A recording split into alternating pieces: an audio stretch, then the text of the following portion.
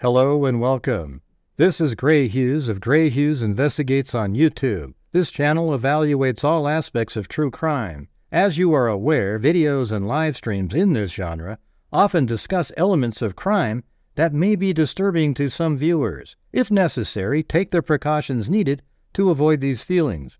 Factual information related to cases is the key to fostering rational true crime discussions. Fortunately, you will find that here. Please hit the like button only once, share the video, and subscribe if you like my content. Thank you very much for watching.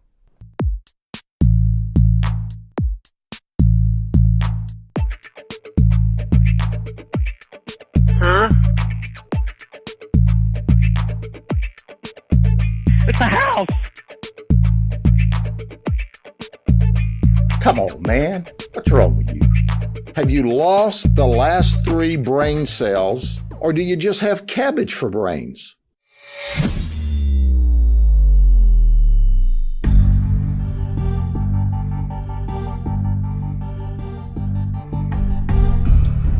Hello, freakazoids.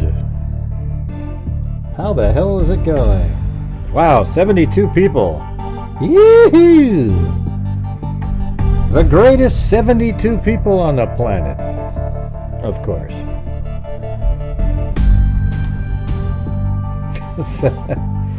72. Oh, now there's 92. Okay, we're really taking off like a bullet now.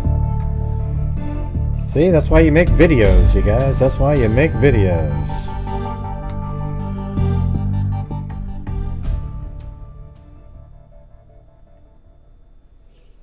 All right.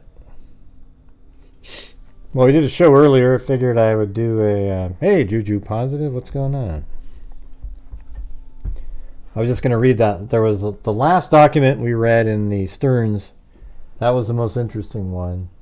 And then we'll do the update on, see where we're at in the Delphi case. Hey, thanks, Julia Morales. Thank you. I'm not too bad. Thanks for everybody who helped support the stream on the midday show where we went over the documents. There was a lot of repeated stuff, but I think the last one is interesting. I got some more stuff ordered, through the docket. I helped pay for a bunch of stuff coming in the future, so we'll see when that comes out.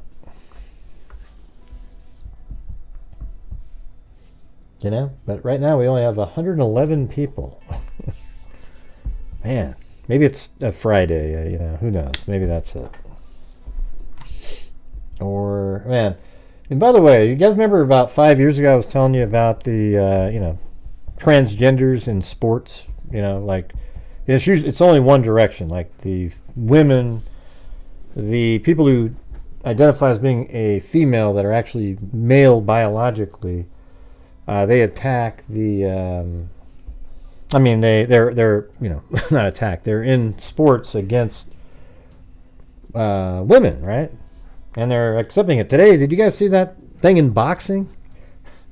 It's so ridiculous. The guy she has XY chromosome and has too much testosterone, but they were still allowed to fight because, and, just clocked a girl a few times, and she just turned her back and gave up.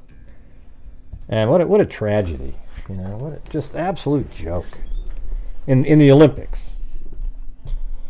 And everybody goes, "Great, that's political." No, it's not, man. It's humanity. It's freaking a crime, in my opinion. I think it's ridiculous. Hey, thanks so much, Juju Positive. And I tell you what, if you're a parent out there that has a daughter competing in sports and you support, then you're an embarrassment. If you support other guys competing against your kid, okay? It's just so stupid to let the world go down that slippery slope of insanity. Now, I don't care if somebody wants to be a transgender or something like that. That's fine, but don't let it affect other women. Actual biological females. Be whatever you want. I'm all for that, but there's certain things that you're just going to have to give up in that situation. And maybe could be leagues started, etc. But I was just watching it today on the. It's just unreal.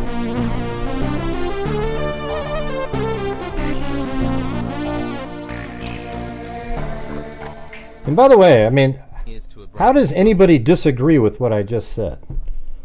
Honestly. You know, like what I just said, women have worked so hard to get to where they're at. In sports, you know, competing against each other, they've improved. I mean, they're, when I say improved, they're way faster and better than they were before. But men have also increased, too. If you notice, like, the times and the 100 meters and all that. So it's like, it's amazing. And they've achieved, and, you know, even in the workplace, there's way less of a gap, et cetera, et cetera.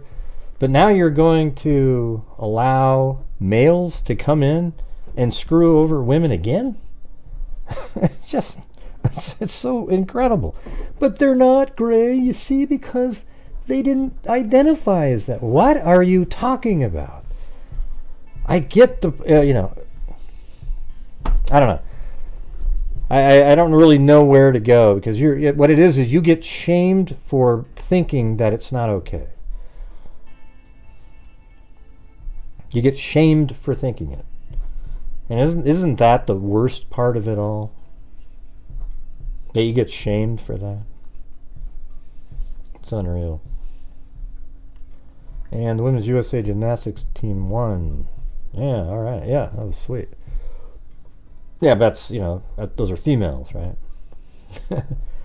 Well, thanks, Kubi. But how come it's... I mean, why are people not in an absolute outrage over this? I mean, I actually, you know, I have these friends, they're on the other side, you know, of the political spectrum. And you tell them about it, and they go, hey, I'm okay with it. You know, it's... you know, they have daughters and everything, and I'm just looking at them like, are you mentally insane? Or is there something... God, unreal. You know, they have this commercial, too, with this huge rugby female. I mean, she's a female. And she's like, man, people tell me to calm down, but I just want to crush somebody. They're trying to, like, go the other direction. But if that same female was competing against male rugby players, even though she's big and everything, she would get absolutely obliterated by the male rugby players. So they're trying to they're even sort of promoting this women being powerful, you know, like literally like physically powerful and things like that, which, you know, obviously there's shot putters and things like that they're strong, but again, the world's best female shot putter, they use 12-pound shot puts, I believe, and males use 16, and they still throw the 12-pounder a little less than the male, or quite a bit less than what the male throws the 16-pound shot put. So if you gave the 16-pound shot put to the female, she'd probably throw it, you know, the world record's 77 or 8 feet, almost 80 feet now that's crazy. Krauser. They probably throw it like 50 something. Second time and the guy hits you, and yeah, like she got punched in the face today and just went, oh man, I've never been punched like that before, and just went over and resigned. She was in the Olympics for her dad. Her dad passed away, and it was this great story. And who does she draw? A guy. Give me a break. Unreal.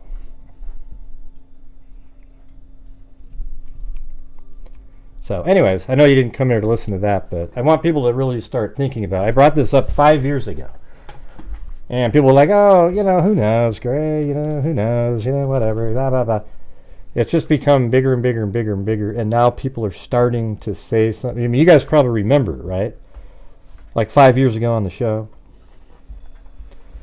I think it was after Caitlyn Jenner said at the ESPYs that you should be able to compete in sports with the gender you identify with, and I knew that moment was a pivotal moment, and that's exactly when it all started. And she has even changed her mind, okay? But can you imagine this? When Bruce Jenner won the decathlon, let's just say at that time he goes, you know what, I'm coming out, and now I'm not coming out, but my true identity is a female, and he competed in the heptathlon.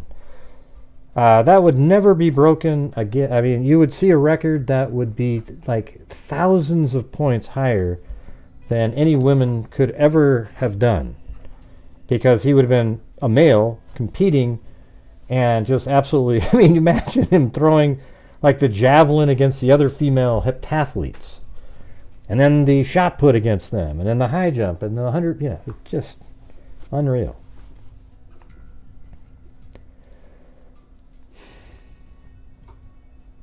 They should, Mimi. But they aren't going to. Because you know what? It's cool to think that way. That's why it won't happen. And I always lose subs when here's what's crazy. I lose subs when I say what I just said. Isn't that just the saddest thing you've ever seen in your life? Gray, I don't know, man. They should be able to compete in sports too. You bastard. Yeah, I never said they shouldn't. As a matter of fact, in the Olympics, this is how I think the Olympics should be run. What do you guys, let me ask you, let me know what you think about this. The Olympics should be like, it's open in track and field, meaning everybody runs, and then there's, at the very end, the fastest 8 people make the finals, and then after that, there's categories. Maybe you say the fastest female is this one, and they get a gold medal for that. And then the fastest transgender female won this one. And then maybe there's a woman who became a male, and then you get that one. And there's like different. Let's get the month started off right, freaks. Well, thanks, Christine. Thanks, K-Me. That's right. Let's get this month started off right. Oh yeah, the Hart family. Oh yeah, that was crazy. And that one had another sort of weird element to it, where you had a couple, same-sex couple who was, they just wanted to be cool in the community, and so they adopted these. I think it was like 6. I think it was 6 kids, right, or 5 or 6 minority kids, and I think 3 were black and 3 were, it was like a combination of a Hispanic or something like that. And they just used them. All they were doing was using them they wanted to be these like, oh, they were so ultra hip. We're just so, I don't even know what you want to call it, man. Like rainbow crap. When I say rainbow, I mean they're there with their little, oh, look at us. We're so amazing, everybody. Look at us. We're the greatest. We're so open. We've got these people that are, we're raising these kids. We're just this really sort of, what's the term, man? Like new age family. That's what I was looking for. Not rainbow. Like a new age family. Right? That's what they were looking for. Like, look at us. But all they did was take these kids, and they made sure that they adopted them from Texas, because for each child they got thousands of dollars a month. So they were just raking in the dough. They didn't feed those kids a damn thing, but they ate like pigs, these two. These two were like porky pigs, and all their kids were these little tiny, skinny, malnourished. As a matter of fact, that's how it all broke apart, was when Devontae Hart snuck out of the house and snuck over to the neighbor and said, hey, could you get us some peanut butter? And I mean, God, it made me want to cry at the time, because these kids were just so freaking hungry, and that's what they were, just looking for food, for God's sakes. And then it all came down, and the parents took off with them and killed them all.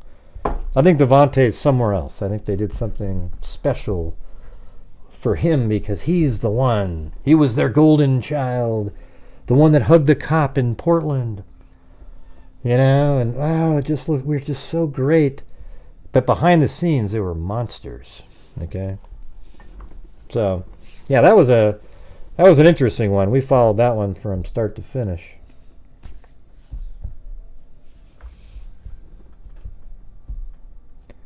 And thank you up there to Kami, who said, Gray dropping the facts. Let's get the month started off right, freaks. All right. Well, let's do it then, huh? Yeah, anyways, that was a nightmare. Absolute nightmare of the case.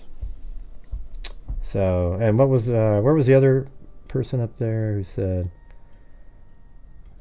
you won't lose me, I've watched you for years, you're the best. Well, thank you. I know sometimes people don't like what I'm saying, but I really try to use common sense and logic when I'm talking.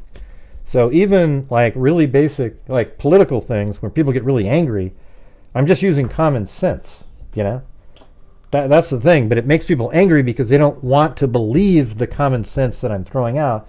So they get, what do you call it? It's the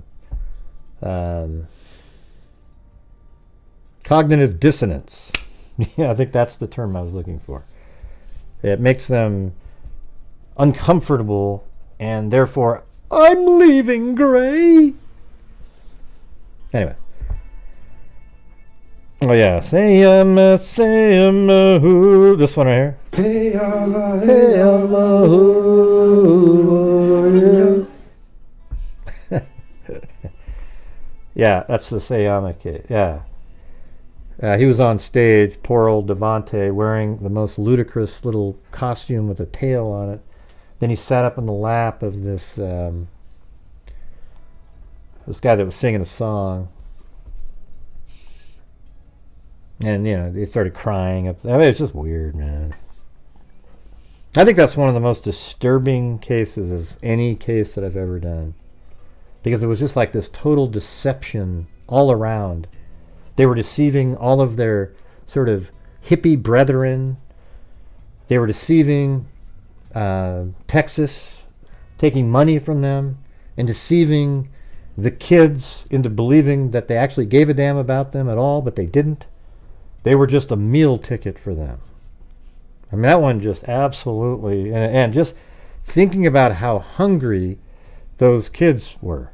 I mean, I think that's what really bothers me the most. That they literally were in, fight or, the fight mode to live, like literally, Maslow's hierarchy of needs at the very basic level. They're just trying to get out and get some food, for God's sakes. And that's what led to their death, because that's what revealed. And the weird part, one of the most disgusting parts is when they went to the house after all of this. They go to the house, and the refrigerator is just chock full of really good, food and, steak and cheese and all kinds of stuff that those kids got none of. I wonder if they just put it in there to have the kids look at it. Probably salivating, and maybe they didn't even eat it. They just made them look at it. Disgusting. God. I'm laughing because I don't want to get sad. It actually made me teary-eyed at times. That's one of the few. Because just thinking about it, just how horrendous those evil monsters are. Maybe they made that little musical video thing. Jesus.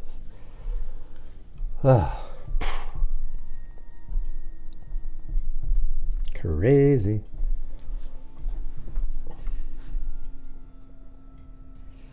All right, anyways, let's get on to this over here.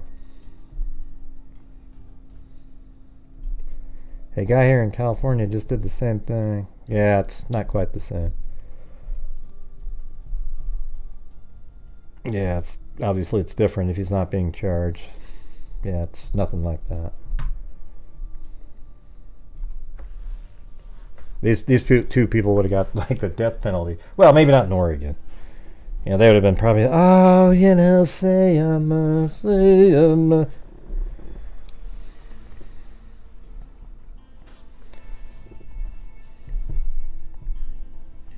Hey, Timothy Cecil. All right. I'm just going to read this one document in the Stephan Sterns case, and this one's pretty much the whole update. It's only Well, it's not even 6 pages. It's just that page, this one, and like that down to here. It's not much.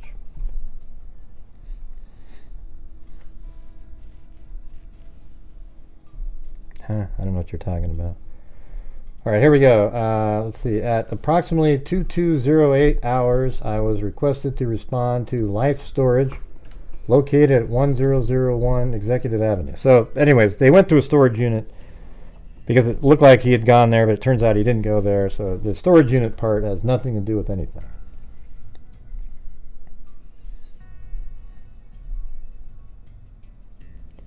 I don't know what that means, hit chicks dancing. I have no idea what that means. It's just like... doesn't even make any sense, man. Type in a sentence that makes sense to humans. I don't know if he has a court date. Detective Fagan and I conducted a neighborhood canvass surrounding 2341 Snug Street, the home of Stephan's biological parents, during which the following houses were located.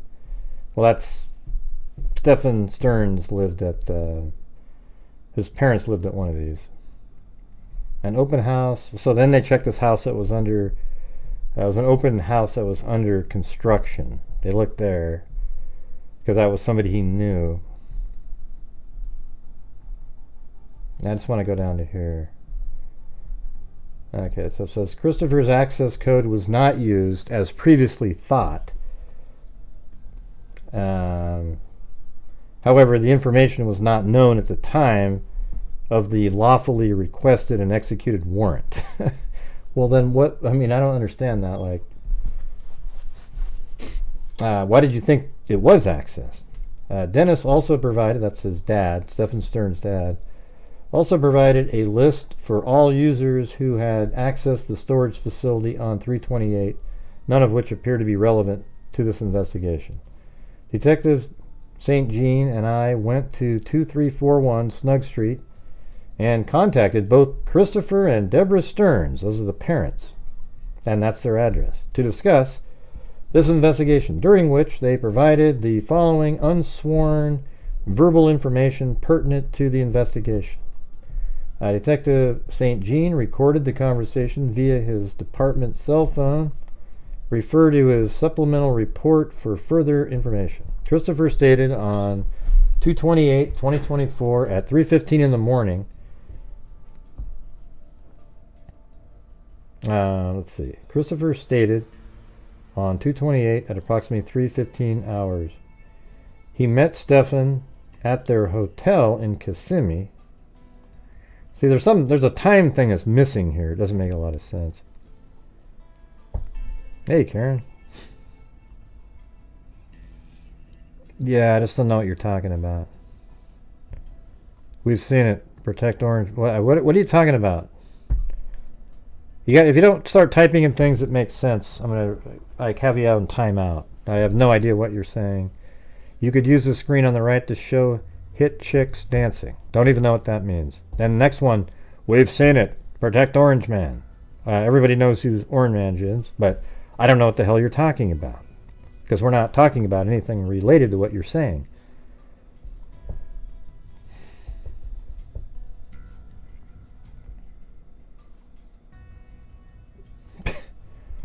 Jesus. Detective St. Jean and I then went to the house, and they talked to Christopher. Stated that at 3:15 in the morning he met Stephan at their hotel in Kissimmee after his phone was seized by, let me read this differently. During which they provided the following unsworn verbal information pertinent to the investigation. Detective St. Jean recorded the conversation via his department cell phone, referred to his supplemental report for further information. You know, and I don't really understand how there's a period here and then he is not capitalized. So maybe that's not supposed to be there. Christopher stated at 2:28:2024 at approximately 3:15 hours, he met Stephan at their hotel in Kissimmee. After his phone was seized by law enforcement, and then he says he opined that Stephan was extremely exhausted and seemed to have a heavy weight, metaphorically, pressing on him, and seemed to have fabricated an explanation regarding the factory reset of his seized cellular phone. After checking into the hotel, Christopher advised they all went to sleep in their respective rooms between 9 and 9:45 a.m. And then I don't know if that's like Jennifer or maybe that's the mother contacted him and asked if he knew where. Okay, so it's either the mother or Jennifer are calling the father and asking him if he knew where Stephan went, as we had left their hotel shortly before. So that probably was maybe Jennifer and somebody else. He recalled Stephan returned to the hotel sometime between 11:15 and 11:30 a.m. Christopher later learned his son traveled to Northport but claimed he had no idea. Furthermore, Christopher explained, and there's something missing here. Christopher received a phone call from another law enforcement agency wherein they alerted him that Maddie's body had been recovered. But so I don't understand, like, when do we switch dates here? Because the body was recovered on, wasn't it like March 5th or something like that? Anybody know? Was that like March 5th or 4th? I don't understand why you're on February 20th. How did they know that they found, during the interview, Christopher was told that the body was found, but this is February 28th right there. That's nowhere near the date that her body was found. But anyways, it says the agency wherein they alerted that Jennifer's body had been recovered, Maddie's body had been recovered. After receiving the call, Christopher appeared solemn and upset. She had indeed been murdered. Prior to departing the residence, Christopher explained his son had left a gaming computer at their residence and he had placed it in the garage after he was arrested, as he no longer wanted it in his home and believed it was evidentiary value to law enforcement. He further recalled Stephan had accessed the computer within the past week, possibly after Maddie went missing. I don't really understand this timing here.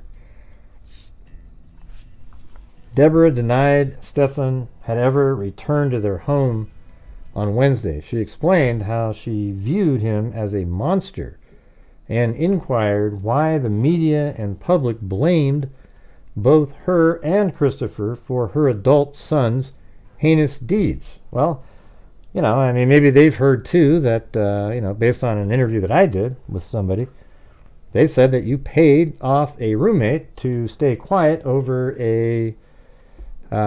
he filmed the roommate's girlfriend in the bathroom and put it on a server in the house, and then you paid him off to keep him quiet. So are there other things that you were aware of that you kind of protected your kid over the years?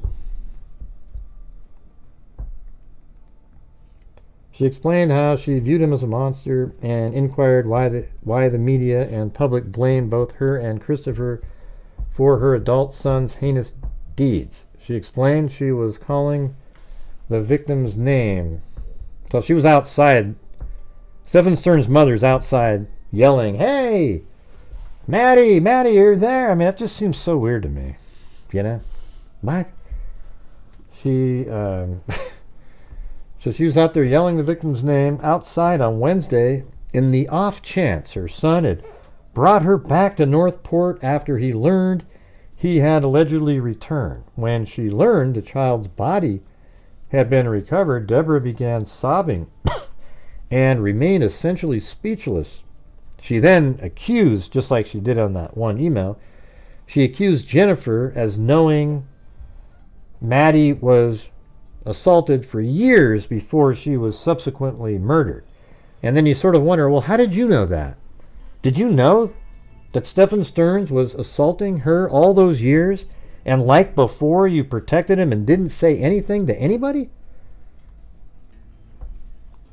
And how do you know that she knew? Okay, tell me how Jennifer, you know that Jennifer knew. Anyways, there's no evidence at all so far that we've seen that show that Jennifer was aware that Maddie was being assaulted. Now, I know people think that, you know, there's no way she couldn't know, but I'm just telling you that these guys, people like Stephan Sterns, they can manipulate people. It's possible she didn't know. But how does the mother of Stephan Sterns know this? Yeah, so it was March 1st, so February, was it only 28 days this month? So I don't know how they're doing that, though, because up here it says February 28th. I contacted and then, let's see, so it says outside on Wednesday, by the off chance, when she learned, yeah, we went through that part. I contacted my supervision regarding Stephan's computer, who concurred to take the device as evidence in order to later transfer it to Kissimmee Police Department for further action.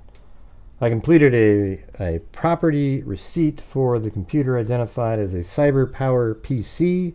I've actually used to buy only CyberPower for a long time. Model C Series ET8, it doesn't really matter the numbers, and departed the residence without incident. So there you go. That's kind of interesting, right? The mother and the father's reactions. So there you go. I mean, that's really about it on that. But hey, you guys, if you'd like to help support the channel like K-Me tried to suggest up there a minute ago, if you're able to help support the channel, get the month started off good or well, whatever the hell term you want to use, I would appreciate it. If not, I know the times aren't the greatest right now, but if you can, that'd be awesome. I don't think that, well, I don't know. I think she might have been trying to help him again, but she sounds like she has knowledge of it, the way she worded it, right? So why didn't the officer at that moment say, well, how do you know? I guess they didn't.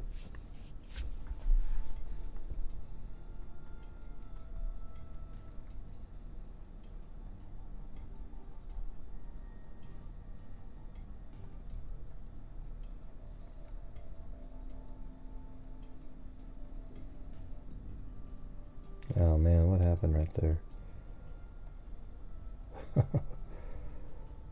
Did it go into this folder?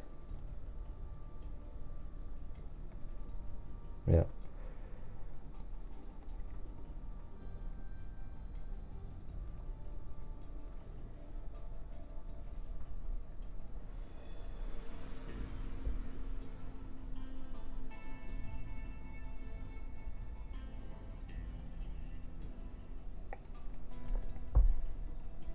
Now, by the way, look at, here's a new picture of him, of Richard Allen.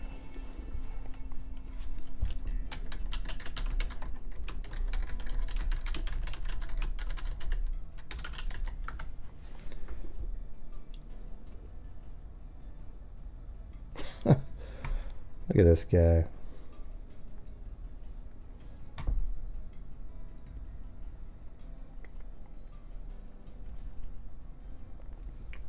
All right, let's see today's hearing. Delphi murder hearing continued in a third day Thursday, unveiling new details of the case, including that the girls' throats were slit and Judge Gold's motion to vacate the safekeeping order. Attorneys wrapped the arguments from yesterday's motion this morning to suppress comments that Allen had made when he was in the Westville Correctional Facility.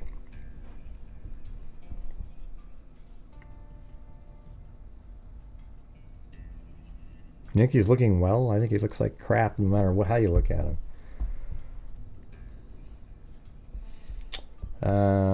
Unveiling new details of the case, including that the girl. Okay, and then it says Allen was sitting quietly at the table with his defense attorneys, Occasionally, he would put his right hand on his head and eyes. He frowned and scoffed a few times when the prosecution was making their final argument. The rest of the morning focused on testimony from an expert, Odinism and ritualistic killings. So, it sounds like the defense was able to find somebody out there, some just total lackey that, it's like, ooh, there's that 100% ritualistic killings.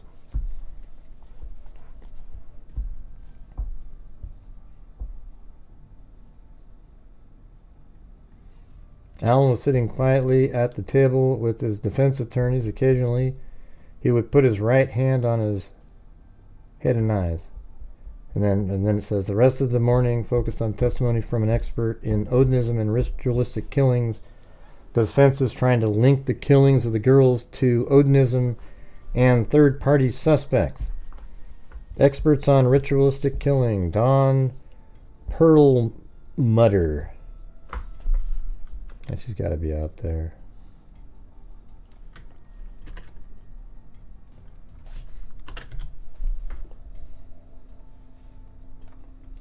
There she is, Religious Terrorism, Ritualistic, on Amazon. Dawn Perlmutter, PhD, Director of Symbol Intelligence Group, is considered one of the leading subject matter experts in the areas of symbols, symbolic methodologies, unfamiliar customs, and ritualistic crimes. In her SME capacity, she routinely provides law enforcement investigators, defense, and intelligence agencies with specialized information to assist in operations, investigation, and analysis. She has advised police departments and prosecutors' office on numerous cases of ritual homicide and presented expert witness testimony on ritualistic crimes. Dr. Perlmutter is an adjunct professor in the forensic medicine program at Philadelphia College of Osteopathic Medicine. She's the author of 2 books, investigating religious terrorism and ritualistic crimes and symbols of terrorism, as well as numerous publications on ritual violence. Dr. Perlmutter has been interviewed for many documentaries, newspapers, and newscasts. She holds a Doctor of Philosophy from New York University and a master's degree from the American University, Washington, D.C. Dawn Perlmutter is an active member of the American Investigative Society of Cold Cases. Oh, she's in VDOC, yeah? That's where Colleen Fitzpatrick is.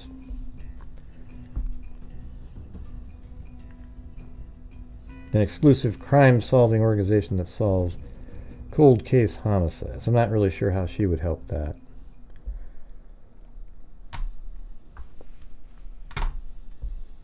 Anyways, so they found somebody that has, pretty good record anyways, it looks like.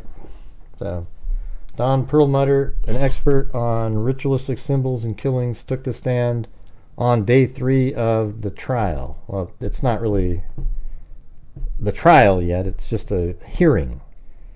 She testified there were 7 indicators of a ritualistic killing, including the place of the killing was outdoors. February 14th is a sun-up to sundown Odinistic sacrifice holiday. Okay, but it wasn't the 14th. It was the 13th. All right. The symbolism of the sticks and body position were consistent with Odinistic runes, and it's sun-up. It's sun-up on the 14th.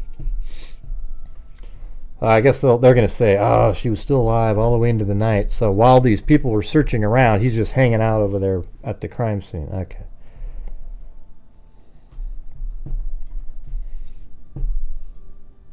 So am I going to have to dance a jig tonight for you guys?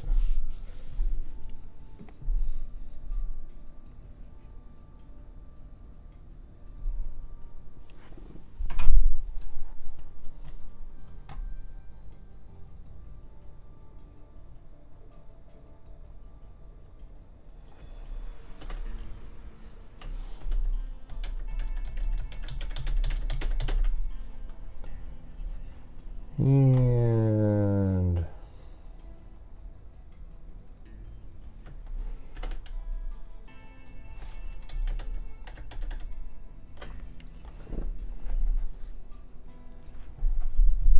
the symbolism of the sticks and body positions were consistent with Odinistic runes. Consistent with. There's nothing on there. I've seen them. But you're not an expert, Gray. You can make anything seem like anything if you want it to be. Body positioning. No, I don't think so. Atypical blood spatter pattern. Okay. Other indicators include that the cause of death, according to Perlmutter, was that the girls' throats were slit with a sharp object. Right, but that's just, what do you mean? How's that an indicator? Killers do that. No, they're not going to have camera. Perlmutter also said the murder weapon, a ceremonial knife, was a part of the case, but the official weapon is not known in the case. In my opinion, this was a textbook ritual murder, she said. It has all the... I wonder how much she's getting paid. See, that's the whole thing. It's the same thing as... what's that one forensic guy that's always doing it? Yeah, every single time he finds something, you know, because you're paying him money.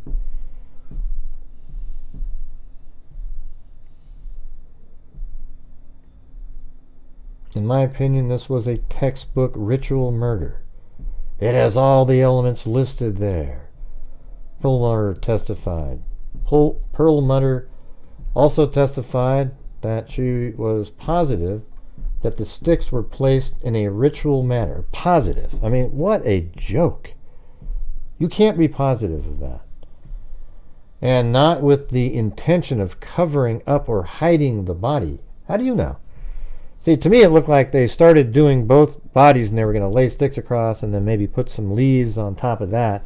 But maybe were interrupted too soon.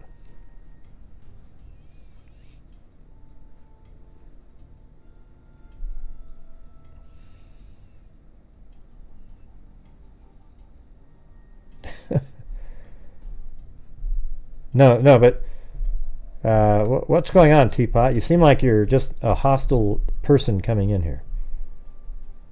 No, you don't know if she knew anything, Teapot. Right.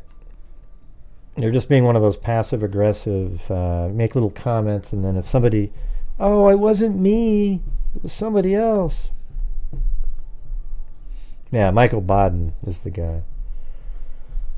Let's see. Body positioning, atypical blood spatter. In my opinion, this was a textbook ritual. It has all the elements listed there. When asked by the prosecution if the defendant made a statement that the branches were there and he tried to cover the bodies with them, would that change your mind? Let's see. When asked by the prosecutor if the defendant made a statement... Oh man, so he said this. Made a statement that the branches were there and he tried to cover the bodies with them. Would that change your mind? Oh boy. So that means he said that at one point.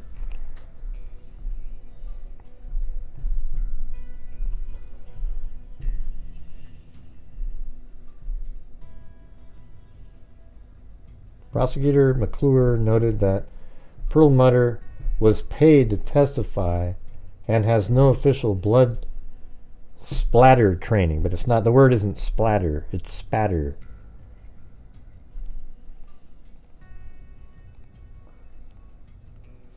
When asked the prosecutor if the defendant made a statement that the branches were there and he tried to cover up the bodies with them. So what I think is when they got there, I wouldn't be surprised if the original photographs showed more material on them.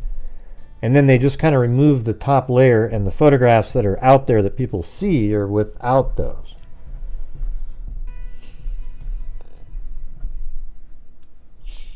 But I'll have to throw it out there again. If you guys are out there and you have the ability to help support the channel, there is no ad revenue on these live streams.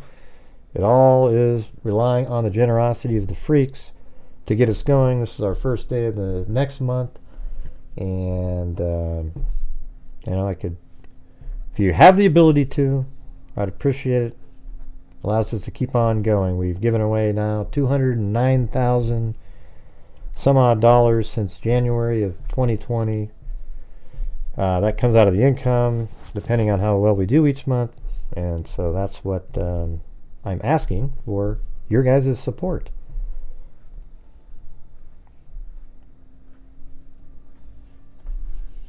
When asked by the prosecution if the defendant made statements that the branches were there and he tried to cover the bodies with them, would that change your mind? Prosecutor MacLeod noted that Perlmutter was... What was the answer to that question? The prosecutor also pointed out that Perlmutter went on court TV and said that the killing was a ritual killing last November. But she testified today she did not see any evidence or any crime scene photos until this April. The prosecutor pointed out she made the determination that Libby and Abby were ritualistically killed on court TV before seeing evidence of the case. Oh, maybe we can try to find that. Hold on.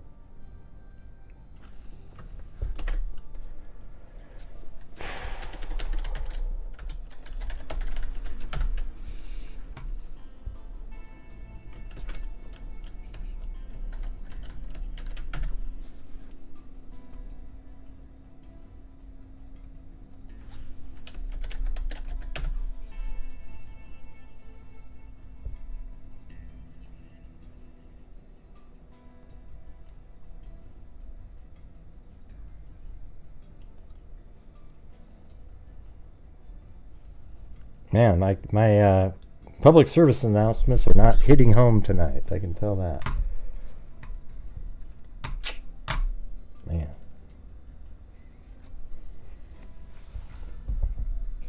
She said in November, is that right?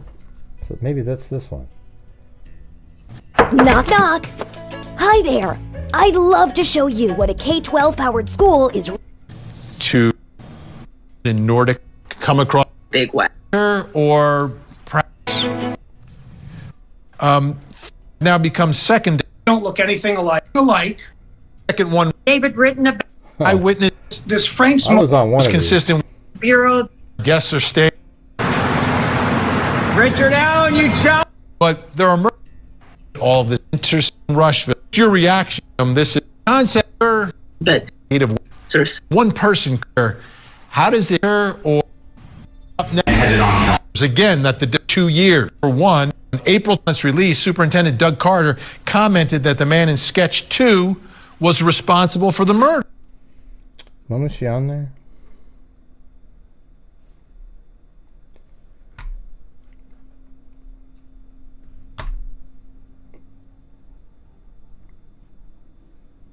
Wow, somebody. Hey, thanks, Jessica Schubach. Appreciate it. Feel like I'm going to have to stop the show pretty soon and do a video. I got to keep moving. My videos are doing really well, so doing the shows just take away from...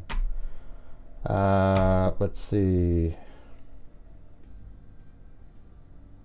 Court TV, Richard Allen. The case against Richard Allen. I need to try... I'm trying to find the date of this thing. What did it say? If the defendant made a statement that the branches were there and tried to cover the prosecutor also pointed out that Perlmutter went on court TV and said the killing was a ritual last November. So November is like 9 months ago, right?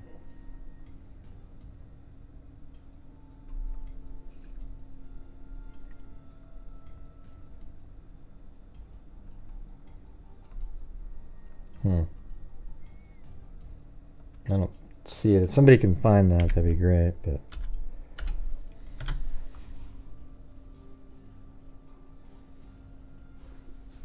I was just kind of skipping around trying to find. Okay, maybe this is it. With someone. How cool is this? I'm just skipping around through a file here. Are sweet. I mean, they are talking about the Odinism stuff, but this one is from September, October, November, so it should be less than that. Like, maybe they didn't put her name in there. Hey, welcome, Jason Bala. Thank you, Georgina Stoliker. Well, you already helped out earlier, Georgina, but thanks anyway. And Michelle H. and Georgina Stoliker again. What, did you win the lottery today or something?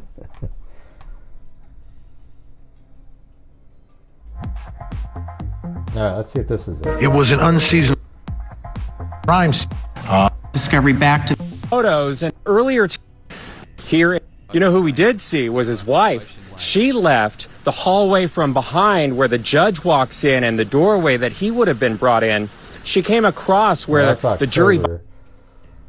I need one... does YouTube allow you to search by, let's see, filter... last...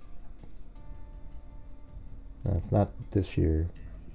They don't let you do specific... let me try it on YouTube.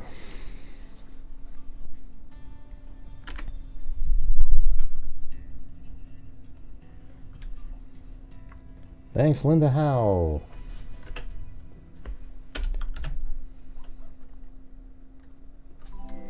Let's see. Court TV. Ocean wave. Ocean tools. wave. Ocean wave. Anytime. Custom range. So it's just going to be November. I'll just do November 1st till November 30th.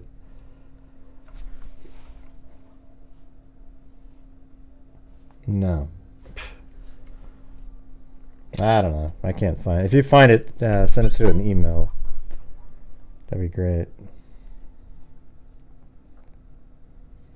The prosecutor also pointed out that Perlmutter went on court TV and said that the killing was a ritual killing last November.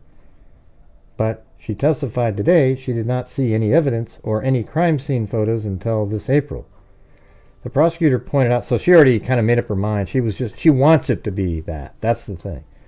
The prosecutor pointed out that she made the determination that Libby and Abby were ritualistically killed on court TV before seeing evidence in the case. Yeah, it's probably not good. Previously, Richard Allen was linked to the case through the shell of one unfired round of .40 caliber ammunition. In the probable cause affidavit used to bring murder charges against Allen, the Indiana State Police stated the round was found between the bodies of victim 1 and victim 2, but closer to Libby, right? And was forensically determined to have been cycled through Richard Allen's Sig Sauer model P226. During day 3, the defense showed crime scene photos to the expert and the judge. The photos were not facing out towards the audience. Attorneys talked in detail about the position of the girls' bodies and sticks put on top of them. A big part of Thursday's argument was whether blood found on a tree was painted on as a ritual symbol or not. We've gone over that a million times. A blood expert said it was the result of a bloody hand on a tree, not a painted symbol. That's what I always thought. And I thought, I mean, you know, it looks like your hand went up and it kind of pulled down. A big part of Thursday's argument was whether blood found on a tree was painted on a ritual symbol or not. A blood expert said it was the result of a bloody hand on a tree, not a painted symbol. The defense has previously tried to connect Brad Holder and several others to the killing, saying it was an Odinistic ritual, Brad Holder's ex-wife testified in court that the god Odin protects children and Odinists wouldn't hurt kids. She also testified describing that Holder had a fight with a friend about a ritual in the woods by the water that went wrong. Let's see. Brad Holder's ex-wife testified in court that the god Odin protects children and Odinists wouldn't hurt kids. She also testified describing that Holder, and this is his ex-wife, so not a friend,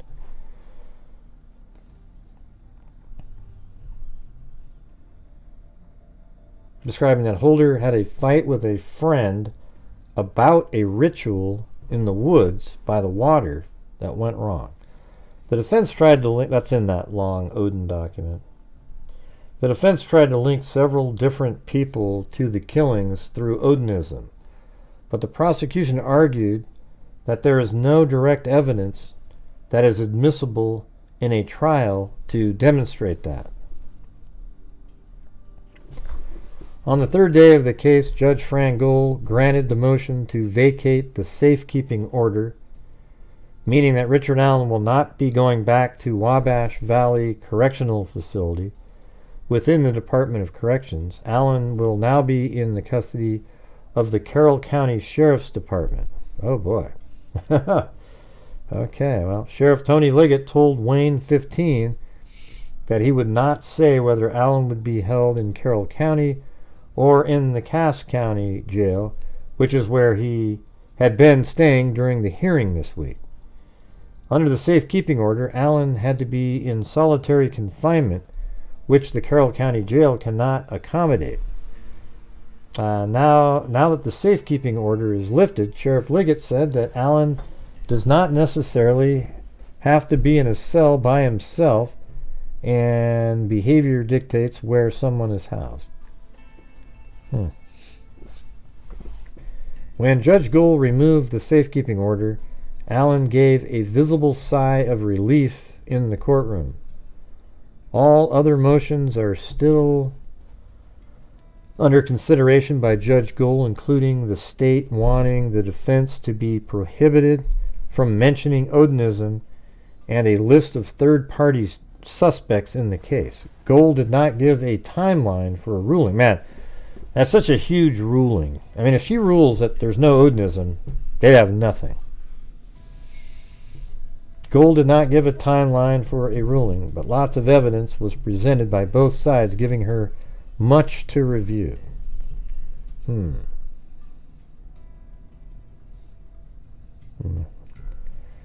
Thursday's trial, it's not really a trial, I'm not sure why you keep calling it that. A former Indiana State Police detective cried on the stand after a picture of the girls at the crime scene was shown to him. When he was asked to identify the scene, he broke down saying, "It's tough, it sucks."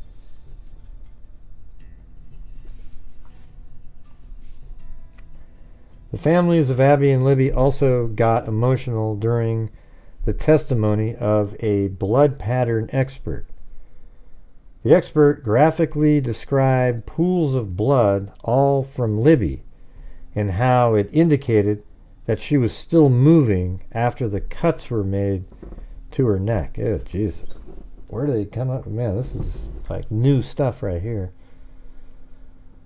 The families of Abby and Libby also got emotional during the testimony of blood pattern expert. The expert graphically described pools of blood all from Libby and how it indicates that she was still moving after the cuts were made. I mean, couldn't it have been that she was moved by him while still bleeding? After 12 hours in court Thursday, there appeared to be an issue with the attorneys and the judge's bench. It is unclear exactly what that disagreement was, but it was put on the record and they would discuss it later. Oh, that's pretty interesting there, right? So there you go. That's from today. So now we're waiting for the rulings on all these different things. The main one, though, is will they be allowed to talk about Odinism? Sounds like they won. You know, it's not really winning to get him the safekeeping order to be taken away. It's just that's what they wanted, and that's what they get. But if they take out the Odinism angle at trial, man, they have absolutely nothing.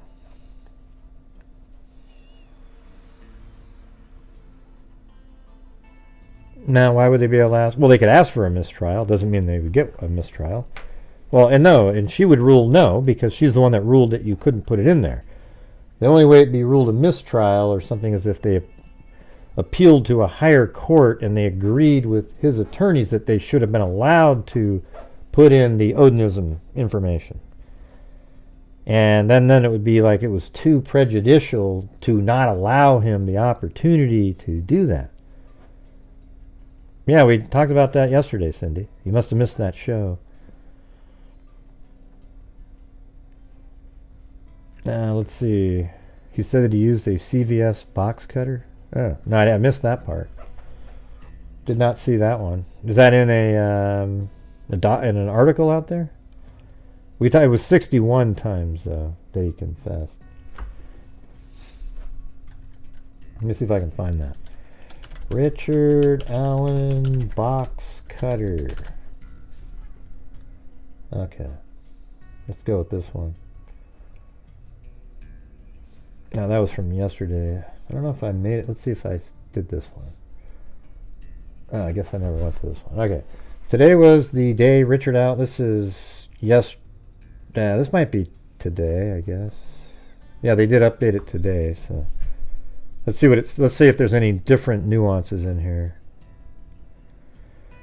Today was the day Richard Allen's attorney took their best shot at dismissing perhaps some of the most damning evidence arrayed against their client in the Delphi double murder case.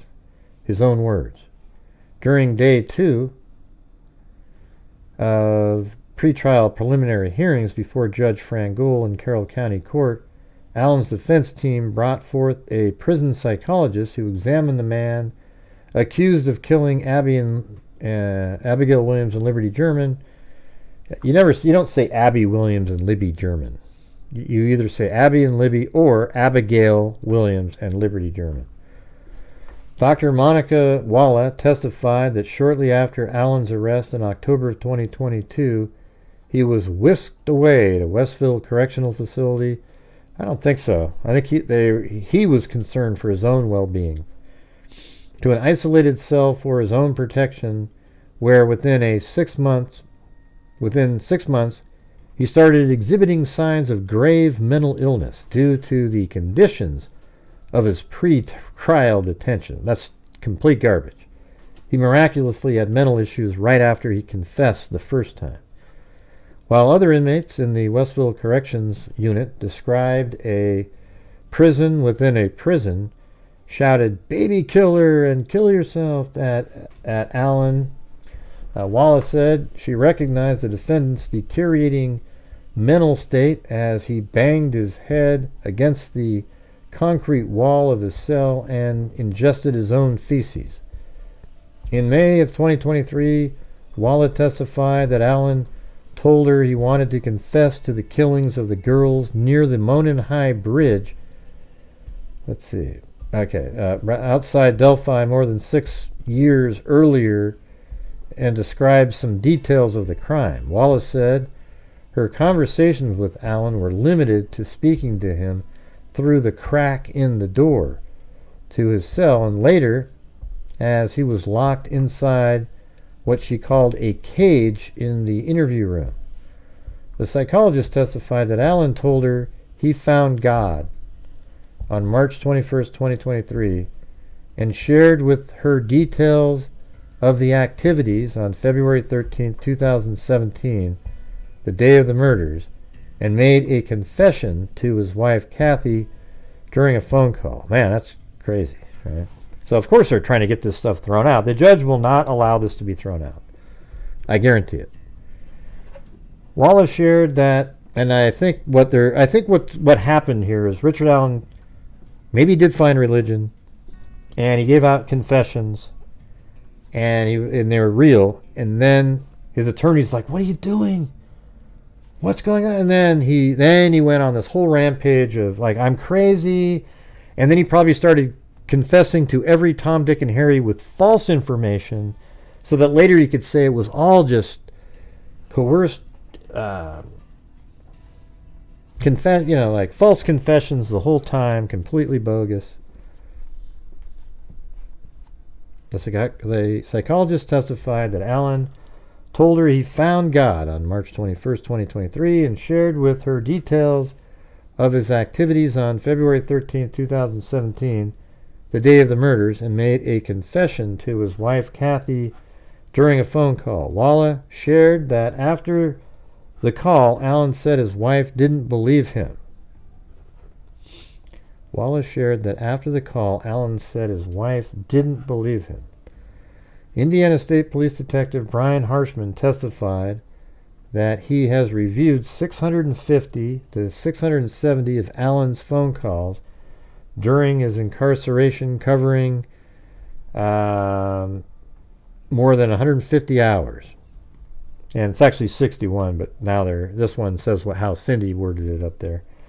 Harshman said, so she must have read this article. Harshman said Alan has confessed more than 60 times, most often to his wife and mother, who expressed disbelief, concerns about his mental state, or changed the subject. Okay.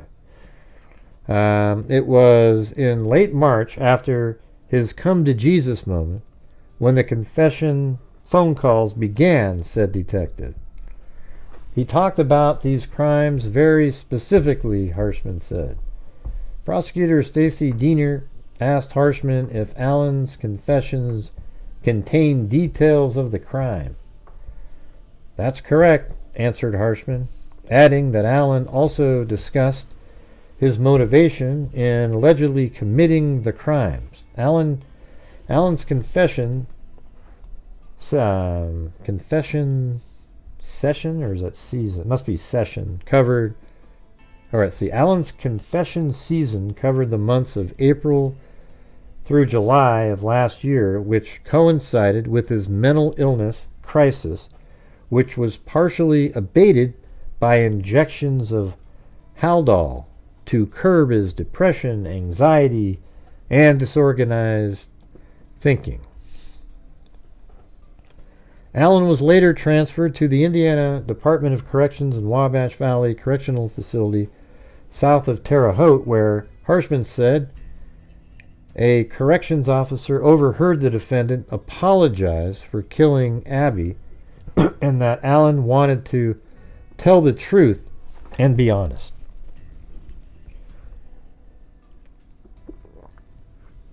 Yeah. Harshman said one of the telephone confessions he had transcribed recorded Alan's concern over what evidence would be revealed at this trial. Harshman said one of the telephone confessions he had transcribed recorded Alan's concerns over what evidence would be revealed at this trial, specifically crime scene photographs and the impact that would have on the family. On cross-examination, see, that's normal right there. Like maybe he wanted to make a deal, so, plead guilty, maybe take the death penalty off the trial. Well, thanks, Cindy. Yeah, kind of a slow start to the month here, but, it is what it is. I can't make anybody want to help support the channel. I just do the shows and up to the whim of people. Videos, I can't control how many views they get, but I can actually put out videos and try to get them viewed. Let's see. Harshman said one of the telephone confessions he had transcribed recorded Alan's concerns over what evidence would be revealed at his trial, especially crime scene photographs, and the impact that would have on his family. So he didn't really care about their family. On cross-examination by defense attorney Brad Rosie, Harshman said in all the monitored phone calls, Allen did not ever say he shot or, what, because he didn't shoot, or molested the girls, and would occasionally pronounce his innocence. During earlier testimony, John Gallipo, former warden at Westville, said that one day, while standing outside of Allen's cell door, he heard the accused man admit to killing and refer to the victims by name. Reportedly, guards and other inmates have also said they heard Allen confess, unprompted, in a dumpster behind the CVS store where he worked in Delphi.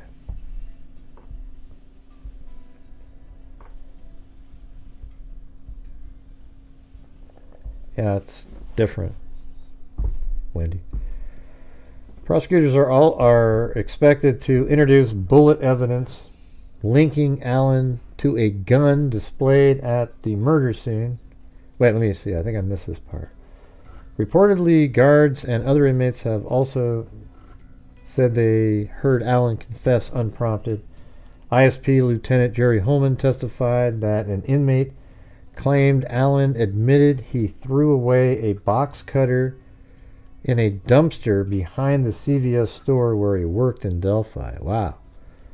And I wonder if the wounds now, if a forensic analysis said the wounds are consistent with a box cutter. That's crazy. That an inmate claimed Allen admitted he threw away a box cutter in a dumpster. I mean, maybe you'd have to have him recorded.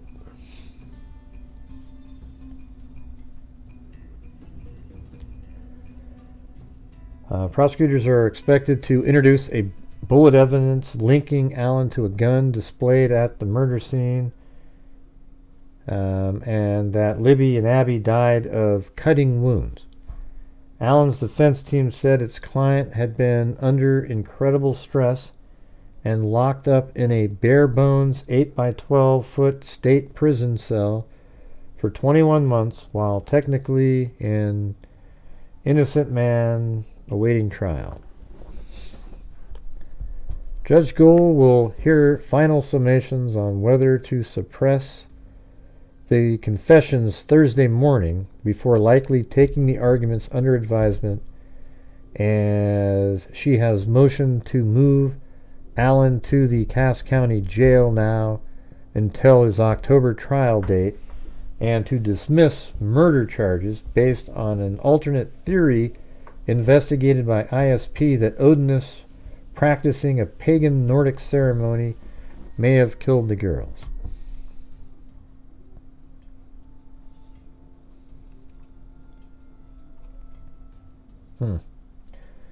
Well, there you go. That's crazy, though, right? Jesus. Maybe he used a box cutter.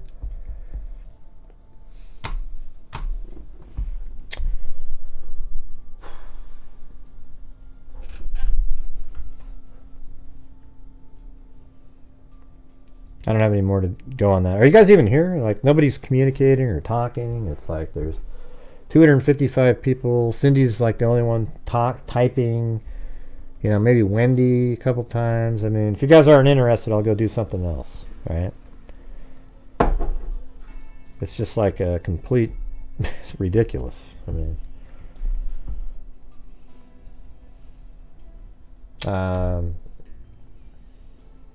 yeah, so on this one I put some more stuff, you know, different clips in it again.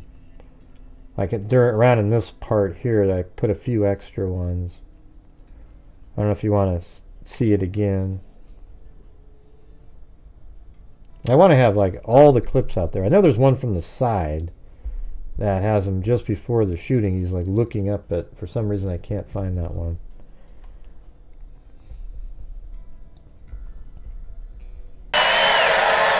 He's a good man, too.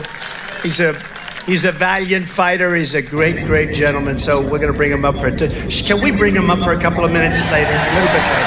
All right. You get ready, McCormick. You get ready. I'll get you up here. The world will see a vibrant Republican Party that is bigger, stronger, more confident, and more united than ever before. And that's what we are. We're the most united party. Now, I'm watching the fake news go crazy because they're saying the Republican Party has not been united since Ronald Reagan like it is right now. It was united under Ronald Reagan the second time. It was very united. And they said there's never been anything like it. They've never seen a movement like this. Make America great again. You know, Joe Biden talks about we have to stop MAGA. MAGA! No text from Erskine said that they were assaulted. Means make America great again. Not that I remember. He just described how they were, you know, and it was pretty accurate how he described how they were laid out.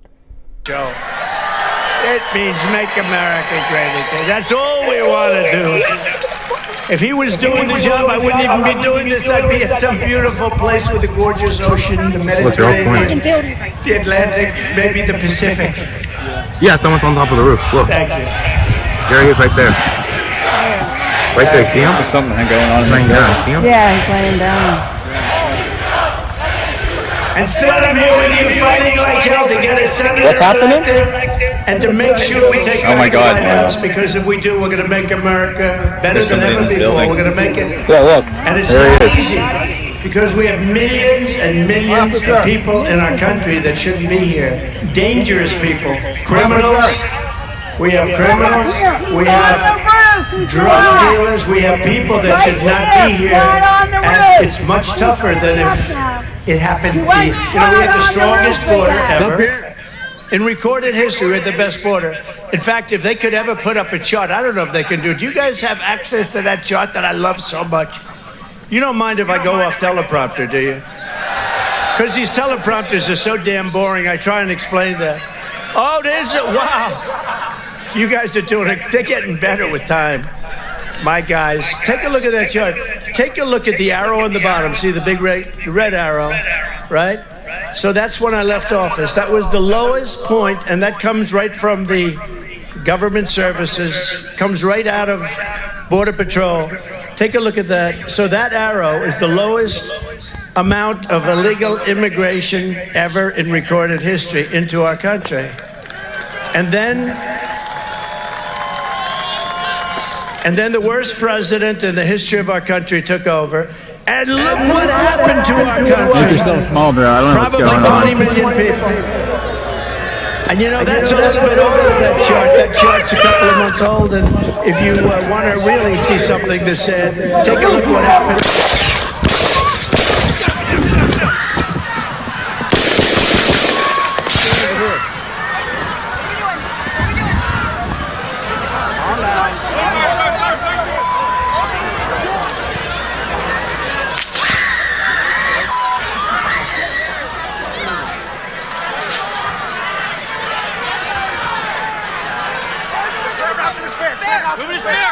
When you're ready, on you. Ready? Move! Up, move! Go! Up. Hawkeye's here. Hawkeye's here, move it to the stair. Stair, get ready. Stair, get ready. We ready? Are we good? Shooters down. Are we good to move? We're good to move. We're clear. Let's move. Let's move. We're clear.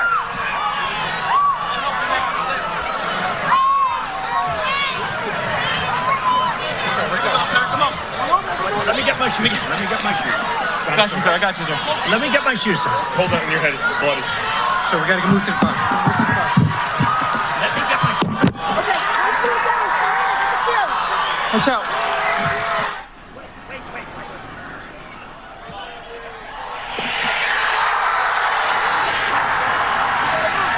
No, I don't know. It's just so hectic. I wish there was just a lot more. There's so many people with cameras out there. I think some people hasn't made it out to the public yet. There's probably a hell of a lot more footage.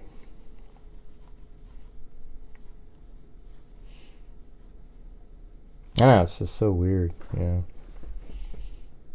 Such a big deal. Yeah. That's why it's hard to, like, you know, like during the day I'm trying to find stuff related, you know, because it's just crazy.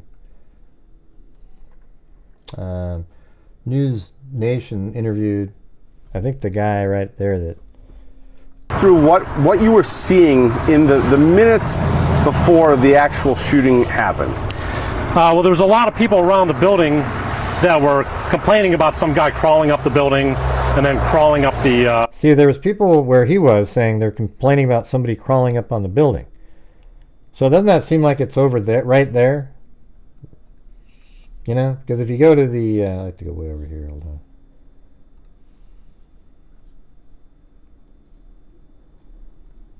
I guess that's the only pin I have up on the screen currently. Yeah, I've actually found this way. There's this program called, let's see, RenderDoc, that you have to have. You have to have only one instance of Chrome open, and it's actually a different version of Chrome, and it's the only one open. And then you have this open, and then you hit this capture button and you can kind of move around a little bit like this, and then it takes all of the stuff that's on the screen and puts it out there, and you can put it into a program called let's see, Blender, and then from Blender you can export it, and then in OBS, or I mean 3D Studio Max, you can import it in the FBX file that you just deleted or exported from Blender.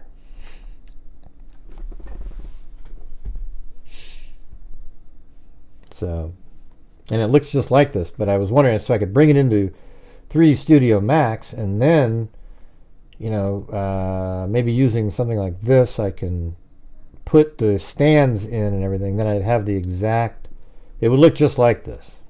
You know, that kind of, just only that quality, but I mean, at least it has the correct locations. I think the like this whole thing here, you have the height here is let's see, 1358, and then right at the edge here 1355, so maybe it's like a 3-foot rise, I guess. And see, that's probably, I think, you know, my opinion is he is running here. I know that people say he's over here. I mean, I don't know. I mean, so somebody saw him get up over here and they got upset. It seems like they were all over. I mean, you can see over there from here, right? Hey, thanks, Kimmers1. And yes, if you're out there, you guys, if you can help support the channel, like Kimmers1 there, I would appreciate it. Kind of struggling out of the gate this month, but hopefully we can, overall, we'll have a good one again. Last month wasn't too bad because I made so many videos. It would have been one of the worst we ever had if I hadn't made videos.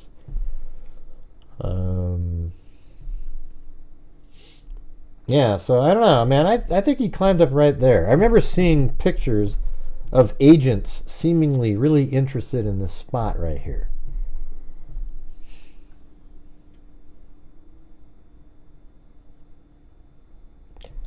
Yeah, except the only problem is it's when I'm over there, Nicole, I can't stream on that channel. I mean, I probably could at the same time, but I don't know who would be watching it over there. I'm almost at the 3,000 hours over there. Hey, thanks, Jerry Walker.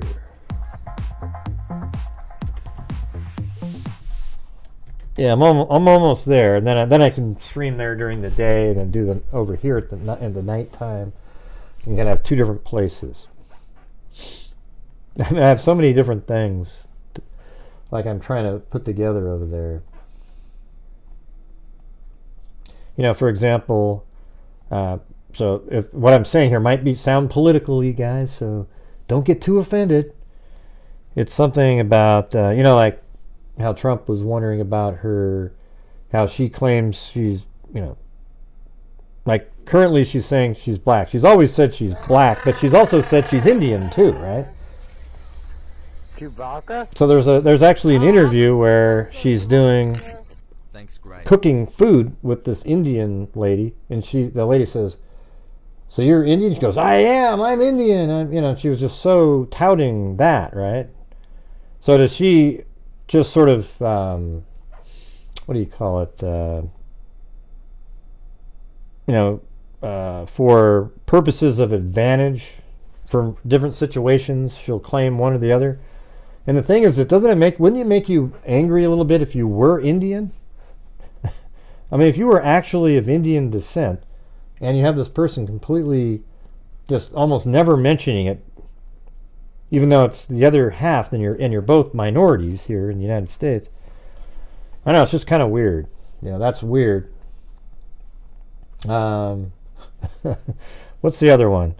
Oh yeah, so the whole thing about DEI hiring. Well, like I have the clips where Biden says, I am committed to adding a Supreme Court nominee that's black and a woman. Okay, so he did that, and then he said, I'm committed to hiring a woman as the vice president. But see, that's kind of exactly what it means, is that you are basing your hiring on somebody's gender or race, which is, and then I have a clip of Martin Luther King saying, judge not by the color of one's skin, but by the content of their character. And that's exactly the opposite of what Martin Luther King said when you start hiring for those reasons. Now the thing is Kamala Harris, while she's probably qualified, you know, to be vice president or whatever, you know, has the just technical education, whatever you want to call it, she got no votes and was the worst Democratic vice presidential candidate in that election that Biden won in. So then how did it end up, by the way, a woman who during the debates called Biden a racist? So that's just something she pulls out as a race card. No matter who she's running against, she'll call Joe Biden a racist. And, you know, so I don't know. She was the worst one on the stage, and somehow she makes it on to the ticket. How does that happen? Wild, wild stuff. Anyways, yeah. Let's see, where are we at here? Cousin's name, who I'm not after? What does that mean? Can't remember what happened with the change of venue. No, she gave, what do you mean? I don't know what happened with the change of venue, but she gave the safekeeping order change. Now, News Nation is not, they're very unfair. They're ludicrous. Yeah, I've seen them before. They're the ones that said they kept bringing up the a bloodbath comment over and over and over again, when we all know that's a hoax. You know, he never said it the way they said he said it.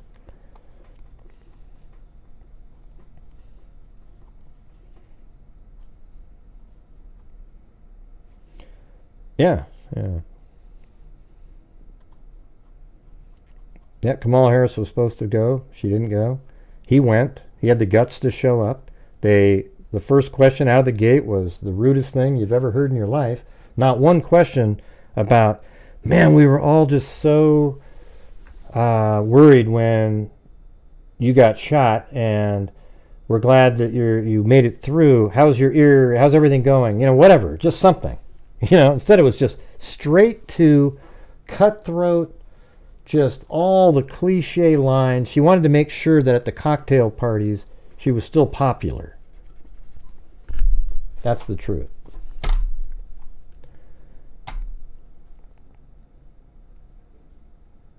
Well, she's Jamaican and Indian. That's what Kamala Harris is. But anyways, yeah, I'm trying to get a copy, the 3D information on the screen here to get into my other program. Up the roof, and we through what you were seeing in the minutes before the actual shooting happened. Well, there was a lot of people around the building that were complaining about some guy crawling up the building and then crawling up the roof.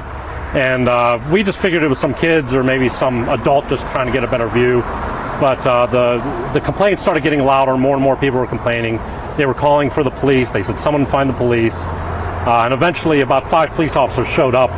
And initially we thought they were there to kick us out because we were so close to Trump on that fence line. You could see him pretty clearly. So we thought we'd be being kicked out, but then we saw one of the police officers pull out his sidearm. And that's when my wife and I decided we should probably move on. Now, in the meantime, my wife was actually filming the area where Donald Trump was speaking, and she could see the Secret Service were talking to each other, and they started moving quickly towards the building, and then the Secret Service snipers that were on top of the building changed their focus from us, because they were watching everybody on the fence line. They changed their focus from us to the rooftop. So that was right around when the police officers showed up, and about maybe 20 seconds after that is when the first shots rang out. You heard the first 3 rounds ring out. That's when I turned around, I turned my camera around, and then you could hear the next 5 rounds, and then immediately after those 5 rounds, I heard what I believe to be a counter sniper round go off, and then there was a final shot, an 8th shot that happened after that. I'm sorry, a 10th shot that happened after that, which was the final kill shot, and I believe that was probably Secret Service. Well, I could barely see him. The video shows him a lot closer than he really was, because I was able to zoom in, but all I saw was his face kind of turn and look toward us. And then the gentleman in front of me he had his camera zoomed in. I think he was taking photographs though. And he said, hey, he's got a gun, he's aiming it at us, something like that. And then when I looked back later at my video and zoomed in, sure enough, you could see him sit up and swing his weapon around and aim it right towards us, right before the Secret Service shot him. Yeah.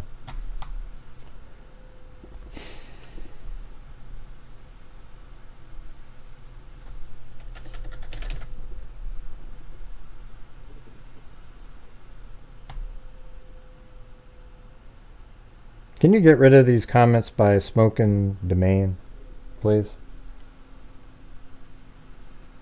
I'm not sure why you guys are missing those.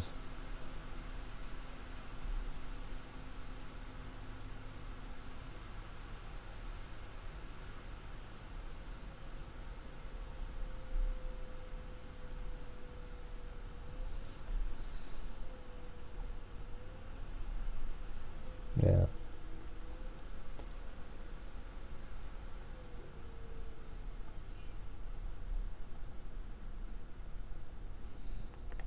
And I think that same guy was on here on Fox News. To CB Cotton, she is live in Butler. Arming could have exploded, as we learned, foreign encrypted accounts to make nearly 3 dozen online purchases for gun materials and chemical precursors from the spring of 2023. If there's a way to, like, from that angle.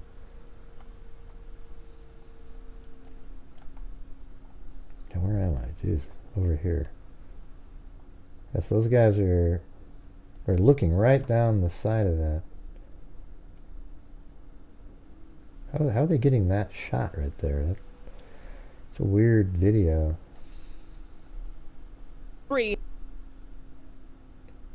Through the first half of this year, the FBI says Crook's parents are telling us Crooks used aliases.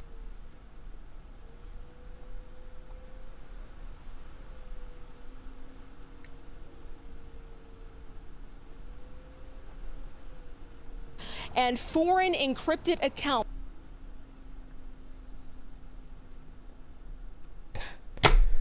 Jesus, this thing is just, come on. To CB Cotton, she is live in Butler, Pennsylvania, where she's been almost since the shooting. And CB used aliases and know that he tried to go unnoticed. Federal investigators telling us Crooks used aliases and foreign encrypted accounts to make nearly 3 dozen online purchases for gun materials and chemical precursors from the spring of 2023 through the first online purchases for gun materials and chemical precursors from the spring of 2023 through the first half of this year.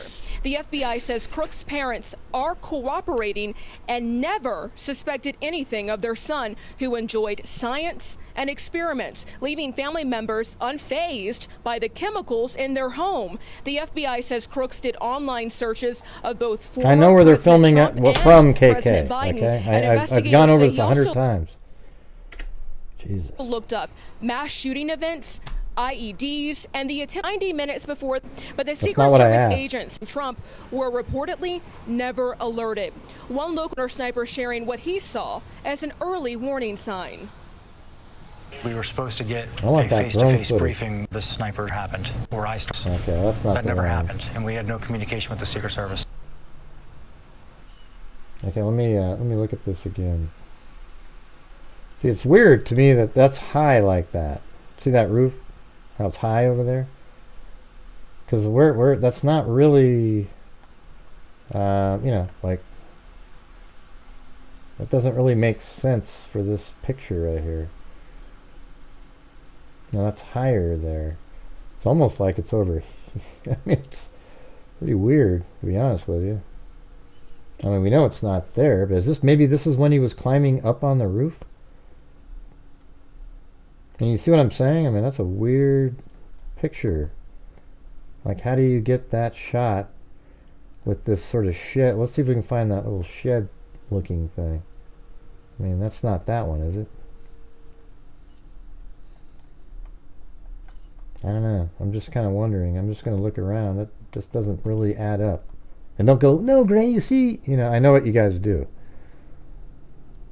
I knew where it was filmed from, KK. The original shots of the guy on the roof was underneath the tree. I've got a pin there.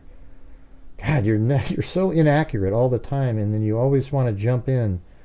I'm telling you that this shot right here isn't that shot. You know, the other ones where he's shooting, you know he's on the roof right there because that's where he was found, okay?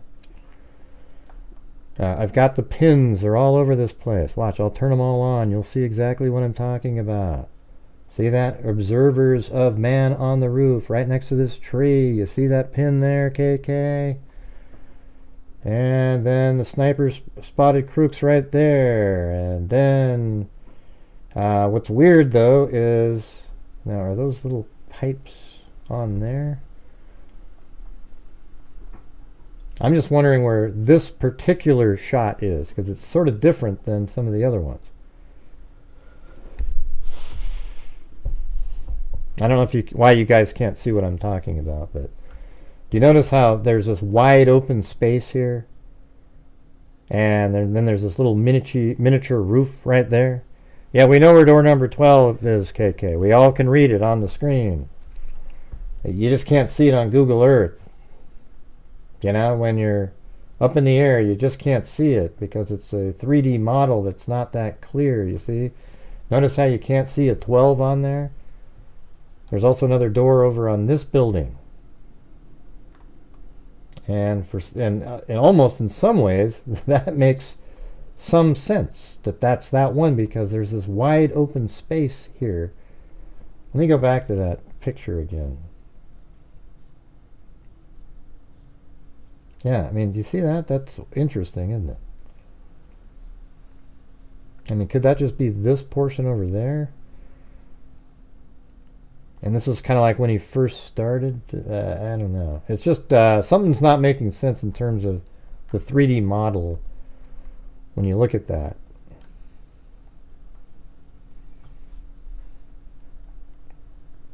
Maybe we can see door number 12 if we go to this parking lot right here. Okay, if it's not that one, then it probably is. Let's see, hold on. 21.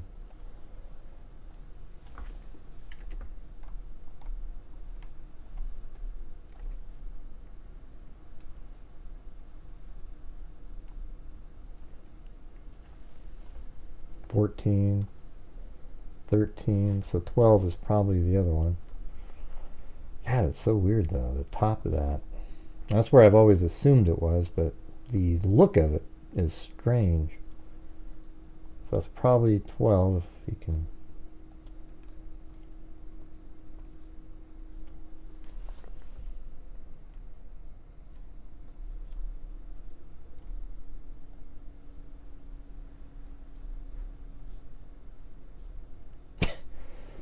See, that doesn't even look right.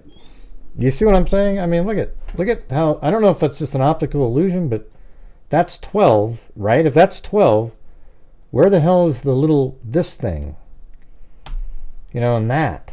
Or is this 12, is there another door kind of like, I don't know, maybe I think we might be like trying to figure something out here that's just not really making a lot of sense. Is there another door there? No. What happens if you go, like, this side isn't going to have that. God, that's just really, something's not making, that doesn't make sense. They may have changed the building, you know, or something, but I don't think so. Let me go back to the video of that one, this interview here, because maybe we can pause it on that. Through what you were seeing in the minutes. You don't, KK. See, why are you doing the same shit you used to do, KK? You're doing it again tonight. I've already explained to you, I know that the guy filming was underneath the tree, okay? I know that.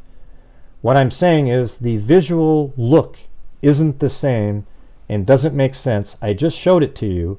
Instead of you being intellectually honest and looking at the screen and saying, wow, that is kind of weird, you just keep going on and on and on about the same thing as you do on almost every single time. When you get to the point in the case where you're the one that knows more than everybody else, you do the same thing. I'm just trying to figure out why you're doing it again. All right, let's see him pretty clearly. The area where Donald Trump was speaking, their focus from us to the rooftop. Turned around, what I believe to be a counter sniper round go off. Let me try this one. Back over here again. That every time the cases are going on, you're an expert. It's ridiculous. To CB Cotton, she is live in Butler, Pennsylvania, where she's been him a loner, but also nearly 3 Yeah, dozen offices and Where is foreign that? encrypted accounts to make Let me nearly. I gotta federal screenshot that. investigators telling us crooks That's a crazy shot right there. used aliases and highly intelligent, so much so that he tried to go unnoticed. Federal investigators telling us crooks used aliases and foreign encrypted accounts to make nearly 3, so much so that he tried to go unnoticed. Federal investigators telling us crooks used aliases and foreign encrypted accounts to make nearly 3 dozen online purchases for gun materials and chemical precursors from the spring of 2023 through the first half of this year. The FBI says Crook's parents are cooperating. God, you got to admit that's kind of weird, right?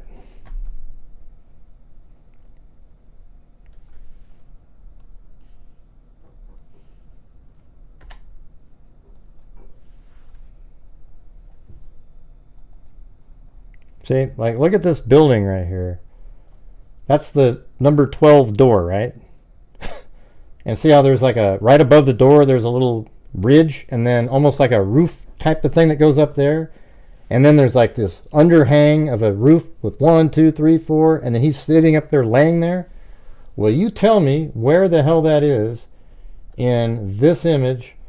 Right there even. That does not look like that at all, that door there. And the only other door is like the one over here, which is a different number, and that just doesn't make sense that that's that door right there. You see? Doesn't make any sense. It's totally crazy. And let me go down to the street view here really quick. Again, right there where we can maybe see over there, and then look at this.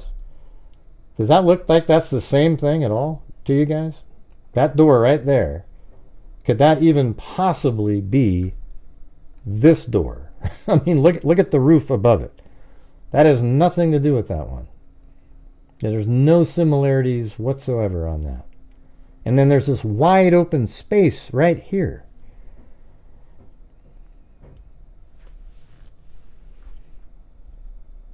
About how Trump is irate behind the scenes. I don't think, I mean, you're just getting those rumors out of your ass.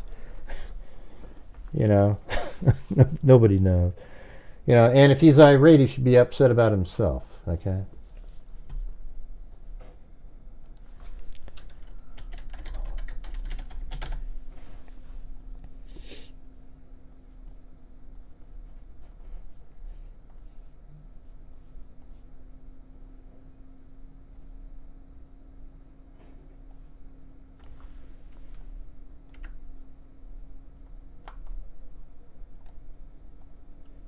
God, that's crazy.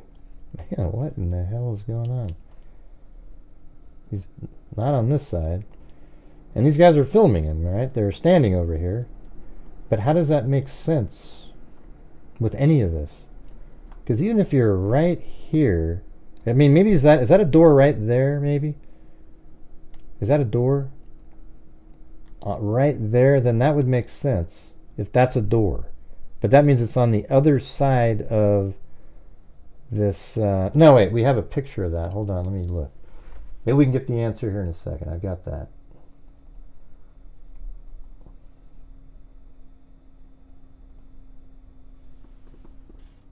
All right here. Is this going to answer it? Oh, there we go. All right, here we go. It is a door. And let's see if that makes sense. God, that's crazy. Why would you put a door behind the... And then now you've got these things and the overhang. So now I can see that. Man, that was looking weird for a minute. All right, let's get back to this one right here. It looks like 12 there. It's got, nah, but I don't see the window on the inside of it. Although I think that is the door. Look at that. It's even got the slanted roof above it. I don't see this window in it, but I see that object right there. And then the roof slanted, and then these aren't adding up. Like these things right here with the overhang.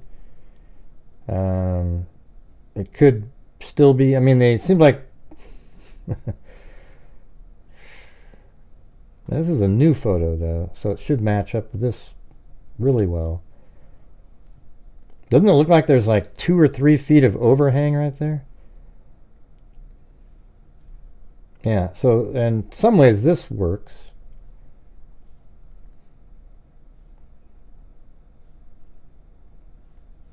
It does look like it might say 12 there.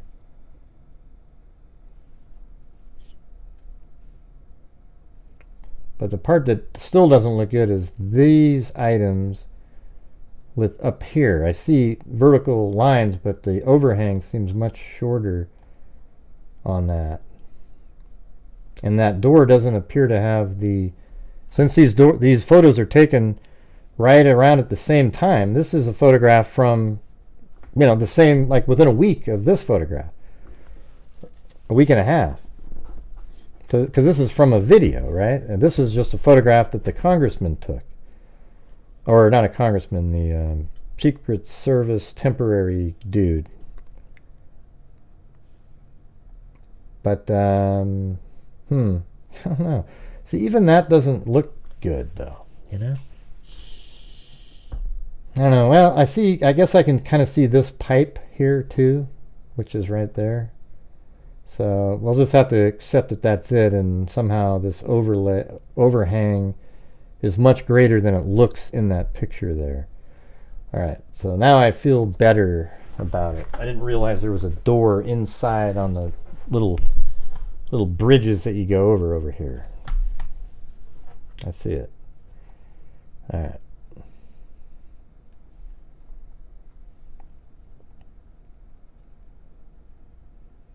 Now, why are you confused now? I just explained it. That's the guy filming is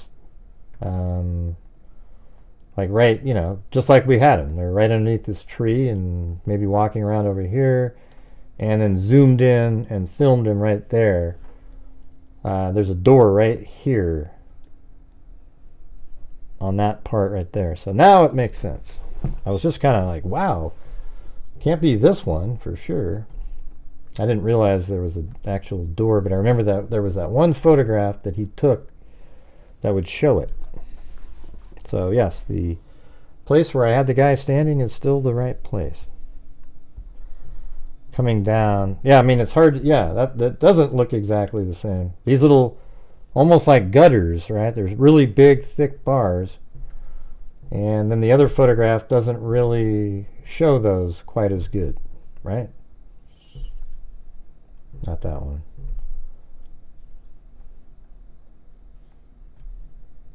This one right here. Yeah, no, it's weird. I mean, there's a gutter there, maybe. And maybe just the angle makes it look like that, and these are sticking out over, and he's laying right up here in the image, and then he moves his way up to the ridge. And there's more of them, too, right? I mean...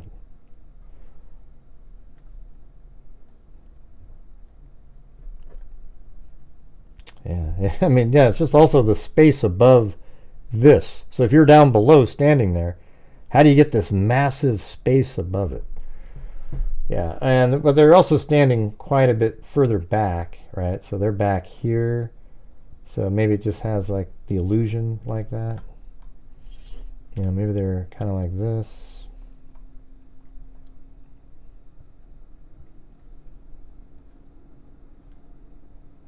Yeah. You got it all figured out, KK? You got it nailed in now? Jeez, she always does that. Just starts like mocking and needling when you're just trying to... I know where the number 12 is. I've seen the whole thing. Who's this smoking domain guy? I gotta get rid of this guy. I'm not really interested. Some really strange comments already. Very strange.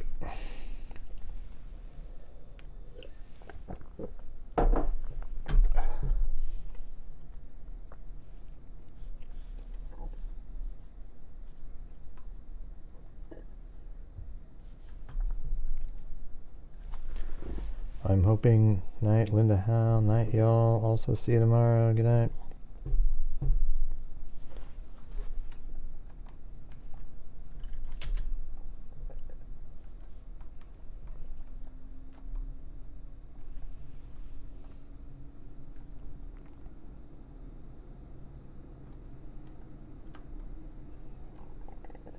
Yeah, there goes my stomach.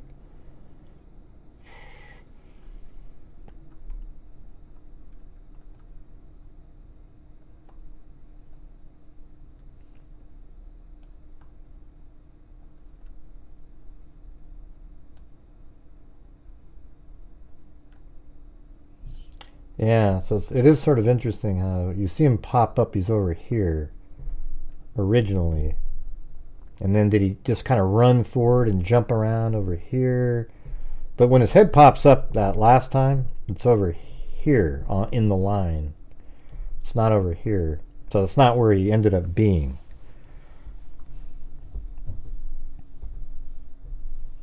Did they remove the gutters and downspouts since the 13th? I don't know. I mean, you got to admit that there's something that's a little off on that picture. However, everything else is the same. Well, there's two things that don't make sense. There's no window, it appears, on the door. Like on that picture, I mean, maybe there is a window there. If you squint your eyes, there's this little darkness there, but shouldn't that just stick out really clearly? That window? And that number, is that a 12 or a 13 or 11 or what the hell is that? But in the picture, so that's the lawn. That's the one that they took to show the wide open shot from the window.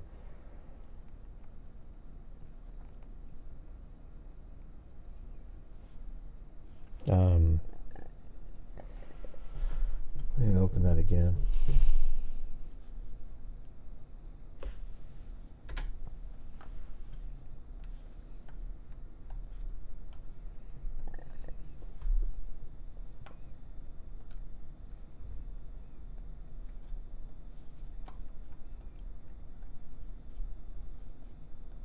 Yeah.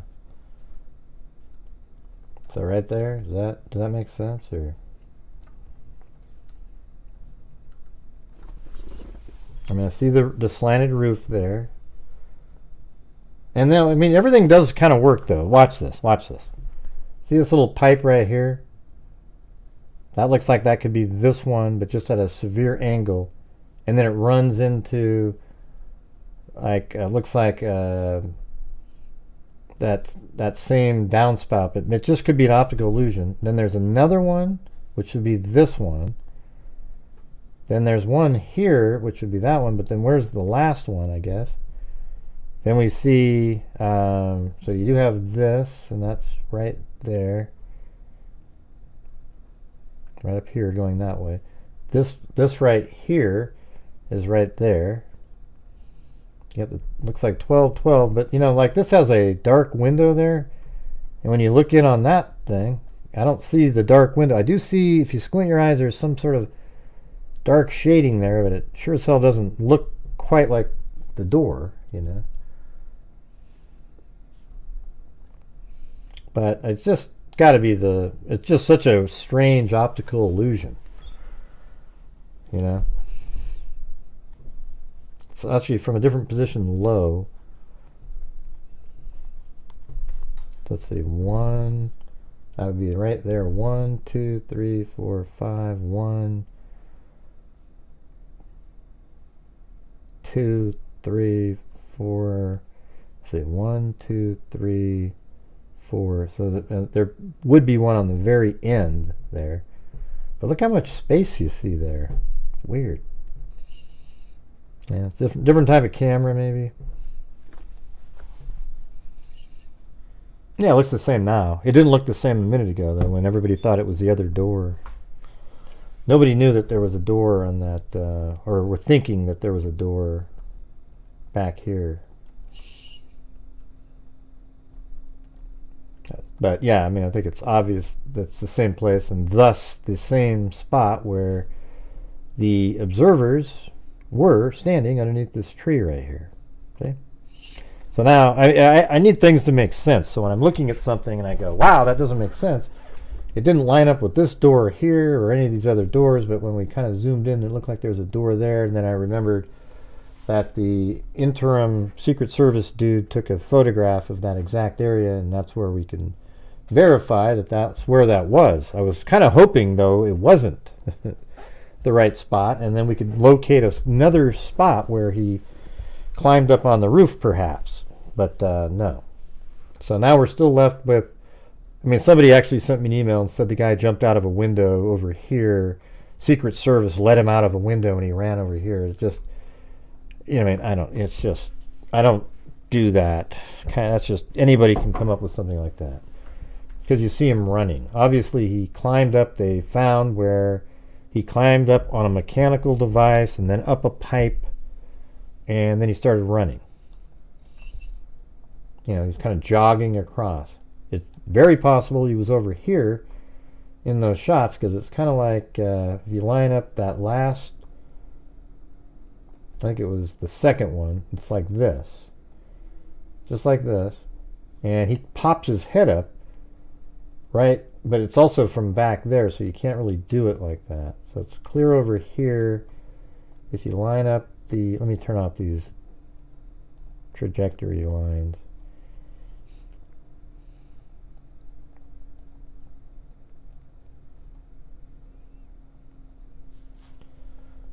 Yeah, you're right on top of the podium here. And yeah, so it's right there's the corner on the second pipe, and he pops up on the fourth pipe there. So it's basically, if you stay in line like this, kind of keep going across, it's like when he pops his head up, it's right over here. I mean, that's the line that he's in. So maybe he's right inside of this thing, but that seems like he'd be way down below if the roofs are 3 feet higher in the middle to here.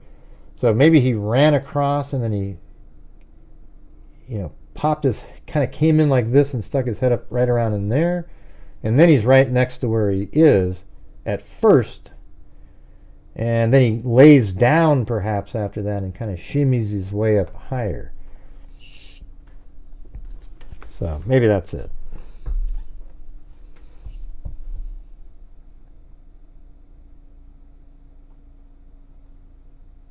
Yeah, I just think the photographs, just the type of camera it is, etc.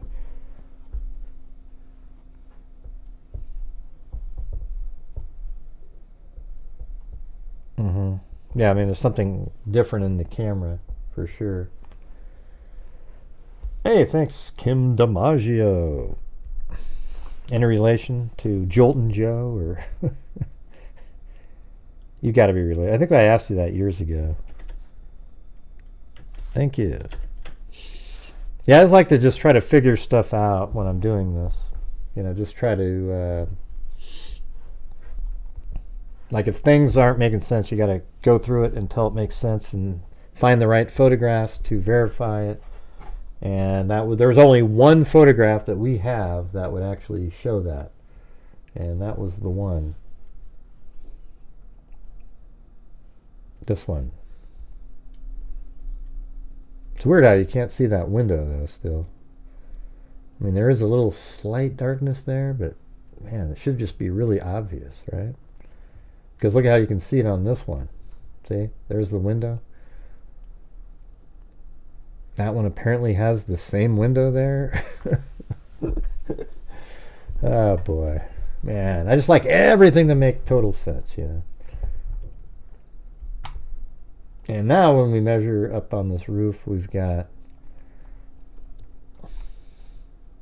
right here at this height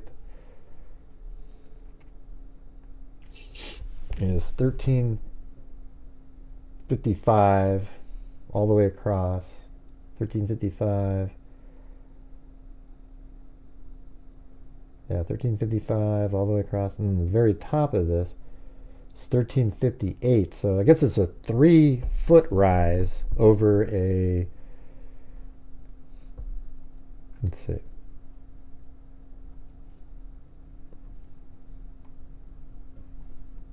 I think we had it like 40 feet or something, didn't we?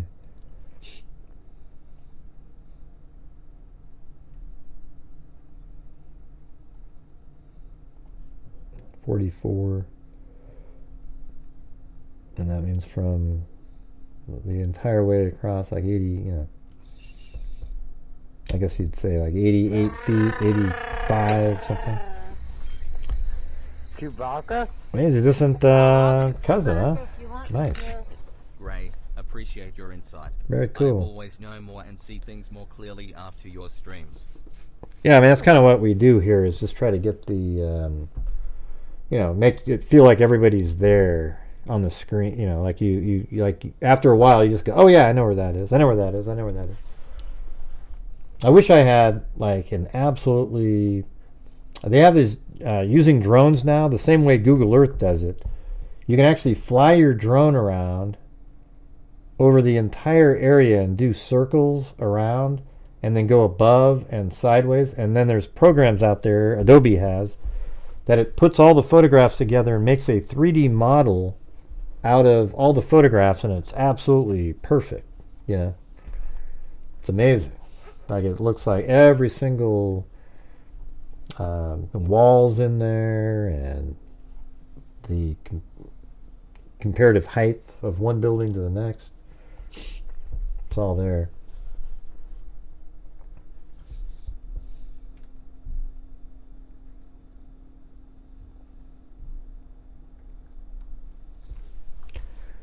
Why would he put himself in full view when he could have? Well, because it worked, didn't it? No, he didn't have a partner or anything. Yeah, he was just climbed up there, he ran over there, and it worked, you know?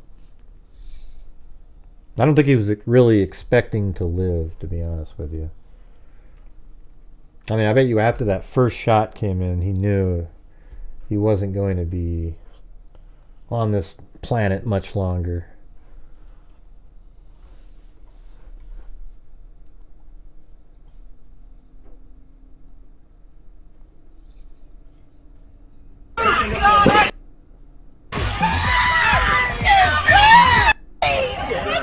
Oh, that was from yesterday. When I recorded that. Hey, the taco's on there. What are you doing? That Russ guy, boy. I bet Russ got chewed out when he got home. What do you guys think? All right, here we go.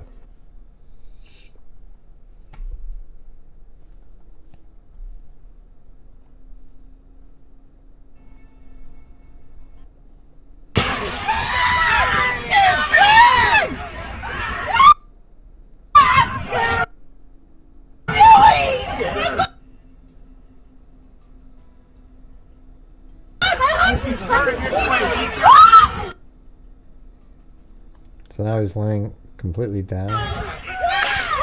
Oh, that's crazy. Yeah. So right in that one, he bends down, and that's when the takes him out. That's why the guy goes, "Oh, Jesus."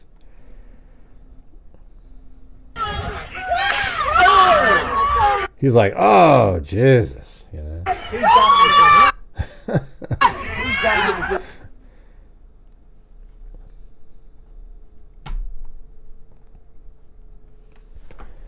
Well, tell you what, maybe we could try doing some phone calls. If we don't get any phone calls, we'll call it a night.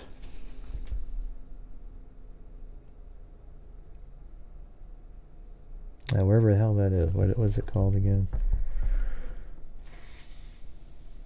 There it is.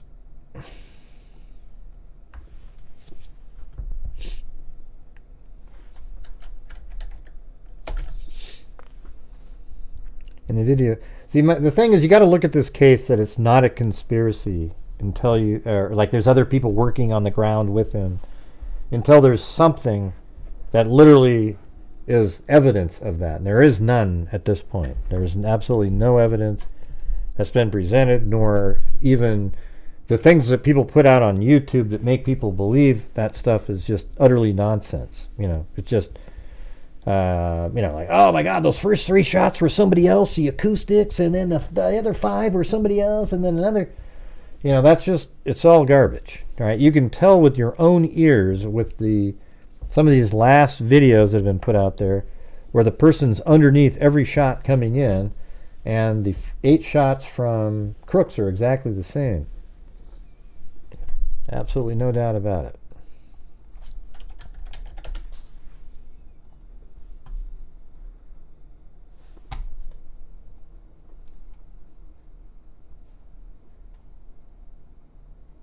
All right. Well, there's the number on the screen. Anybody want to talk about any of these topics, feel free to call in. Now, there was actually 3 total shooters. There were Thomas Crooks and 2 snipers. Or, yeah, I think it was 2 snipers. One of them isn't a Secret Service sniper or a shooter. We don't know exactly who that person is. But somebody did message me and was like, well, don't give up on your sniper idea from that other building, because that person isn't one of the Secret Service snipers. He's one of the whatever the hell that term is, you know, works for the city or state there. Well, yeah, there isn't 2 bad guy shooters. There's only 1 person. You think, what's a flag out front?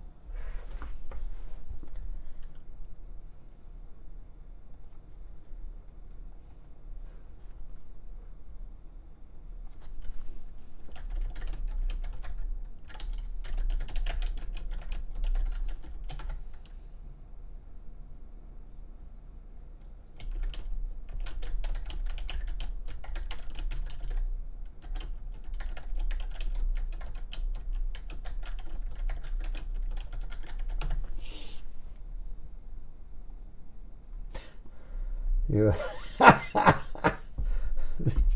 somebody just sent me something hilarious. Look at this. Okay, you gotta admit, like, that's pretty good. We were just talking earlier. The U.S. is ready to respond to these new Olympic women's boxing rules. Oh God, that's one of the best memes that ever made right there. Oh yeah, put Iron Mike in there. That's good stuff.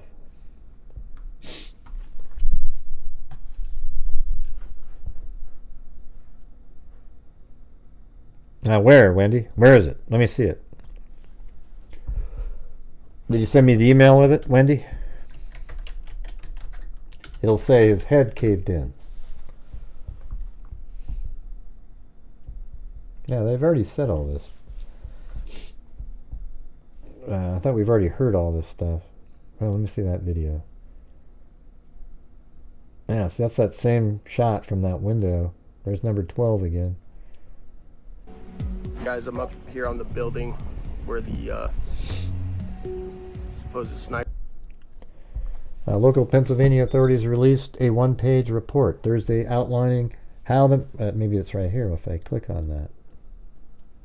And there it is.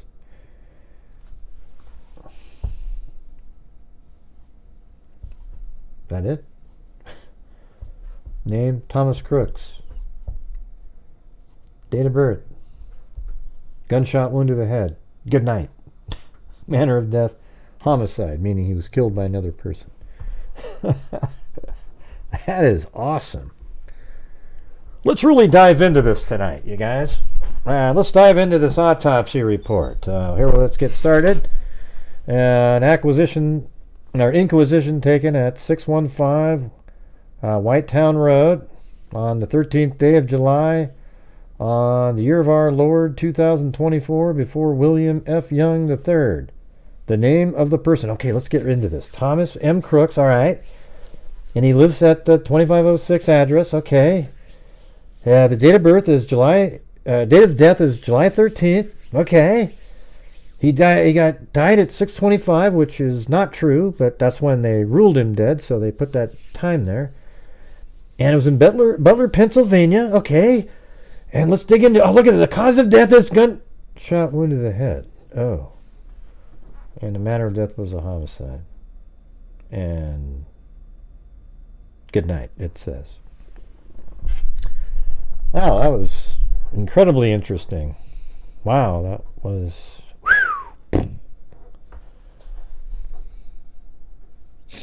No, that's all you got to say, though. Gunshot wound to the head.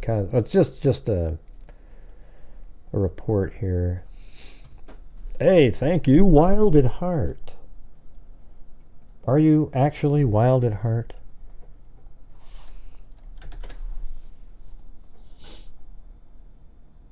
Ding ding ding diddle ding doom. Ding ding ding diddle ding doom.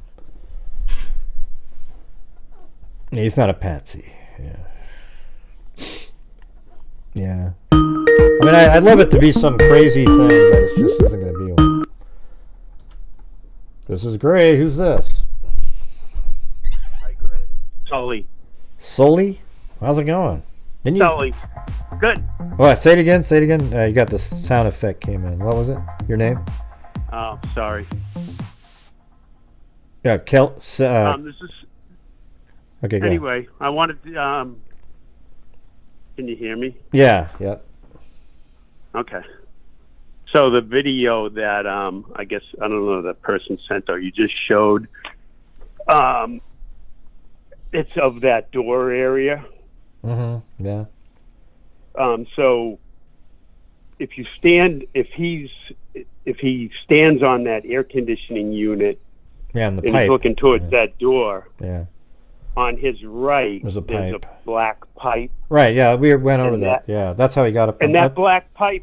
Yeah, that black pipe has like 2 ladder rungs on it almost. You know, so I think he goes right up on top of. That's what I thought too, but there's a lot of people. That's what I've thought. There's people out there that are saying that maybe he came in from behind and was kind of running up, but he came up. But he sort of came in. But I think he climbed up exactly right by door number 12 there. I think that's how he got up there. Yeah. Well, I don't think he didn't go over the door, but when you stand on that air conditioning, in that video that you just showed just a second ago. Yeah, I didn't say it went over the door. I just said it was near the door. Yeah. Yeah, there's an air conditioning unit, and then there's the air conditioning unit. Yeah. I bet that's the electronic device that Christopher Wray was talking about.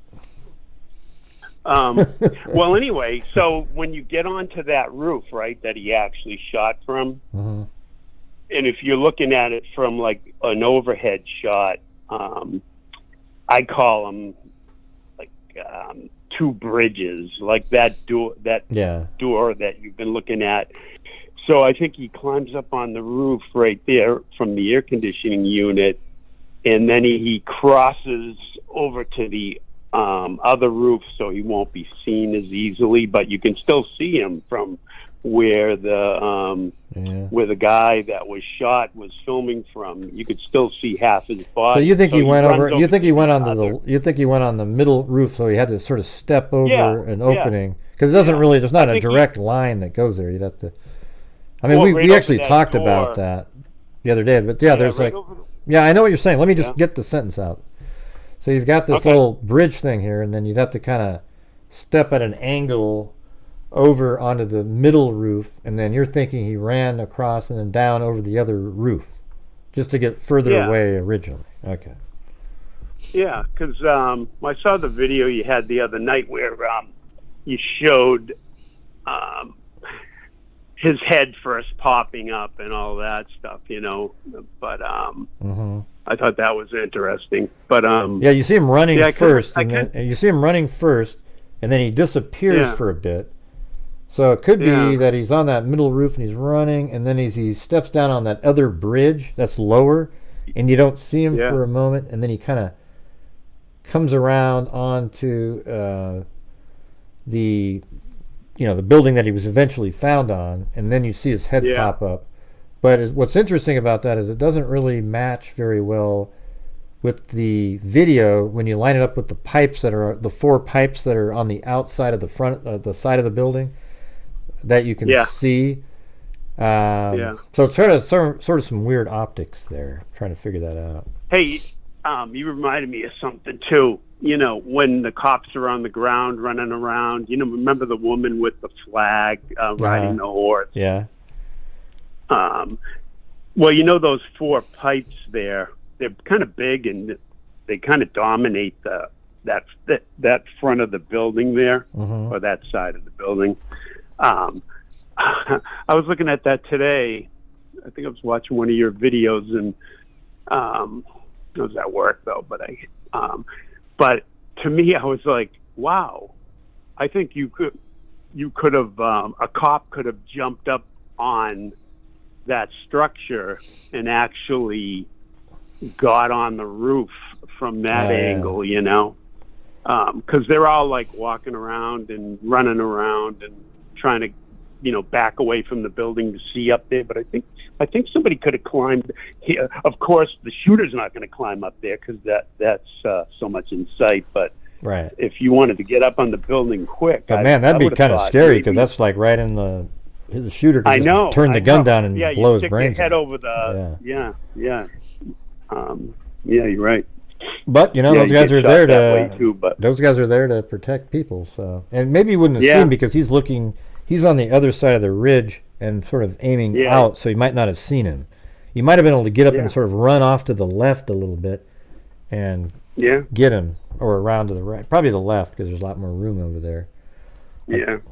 But I just, you know, it's Monday morning quarterbacking, but I thought that, you know, you had to get up higher to see the guy, and they're kind of backing away.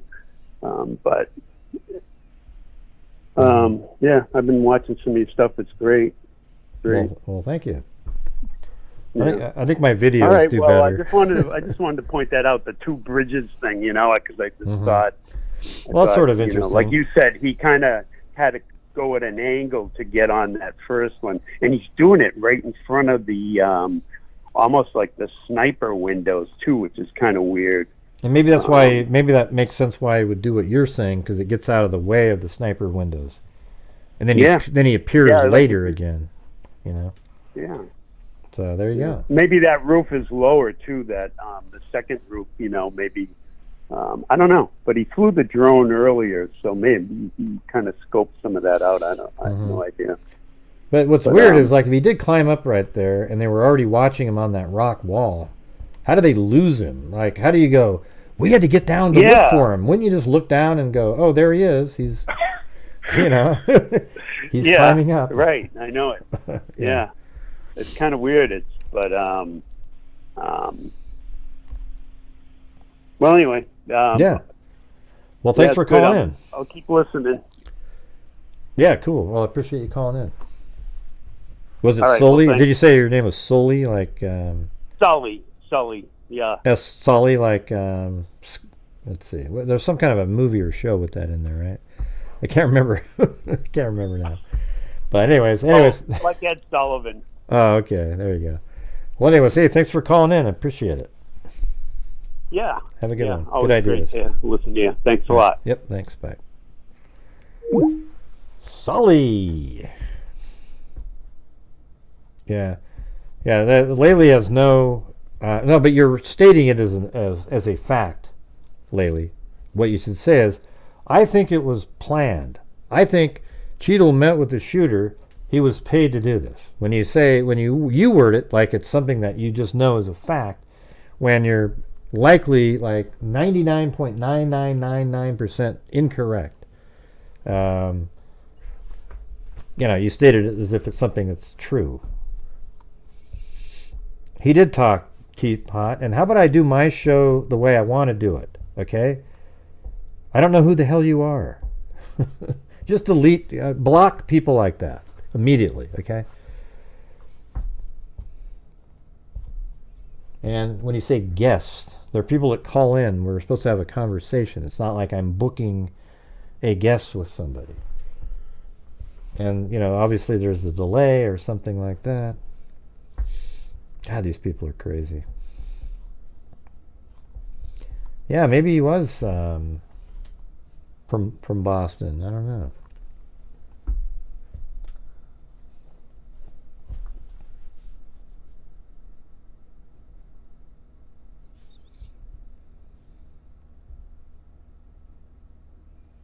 But let me check something.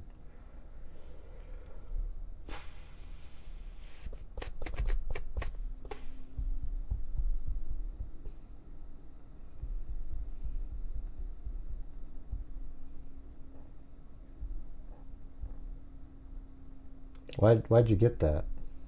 You bought a Lee Harvey Oswald thing? Jesus.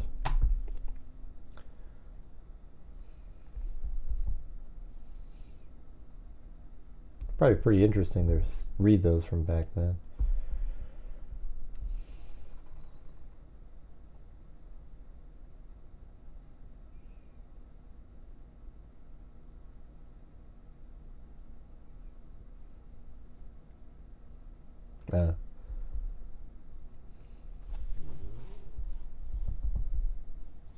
Madeline McCann. Oh, no.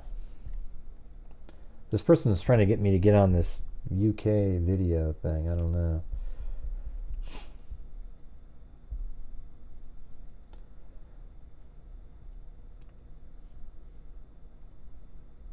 I don't think that's Crooks. In 2000, I don't think that's him at all. Does anybody think this is Crooks right here? I think it's that other guy that everybody keeps saying. That's not Crooks. That's that other guy that got confused with being him. That's not the right person. Yeah. But anyways, all right. Well, thank you guys for being here tonight. I hope you guys appreciated the show, etc. All right. Thank you. And let's see. Yeah, that guy's the one that was accused wrongly.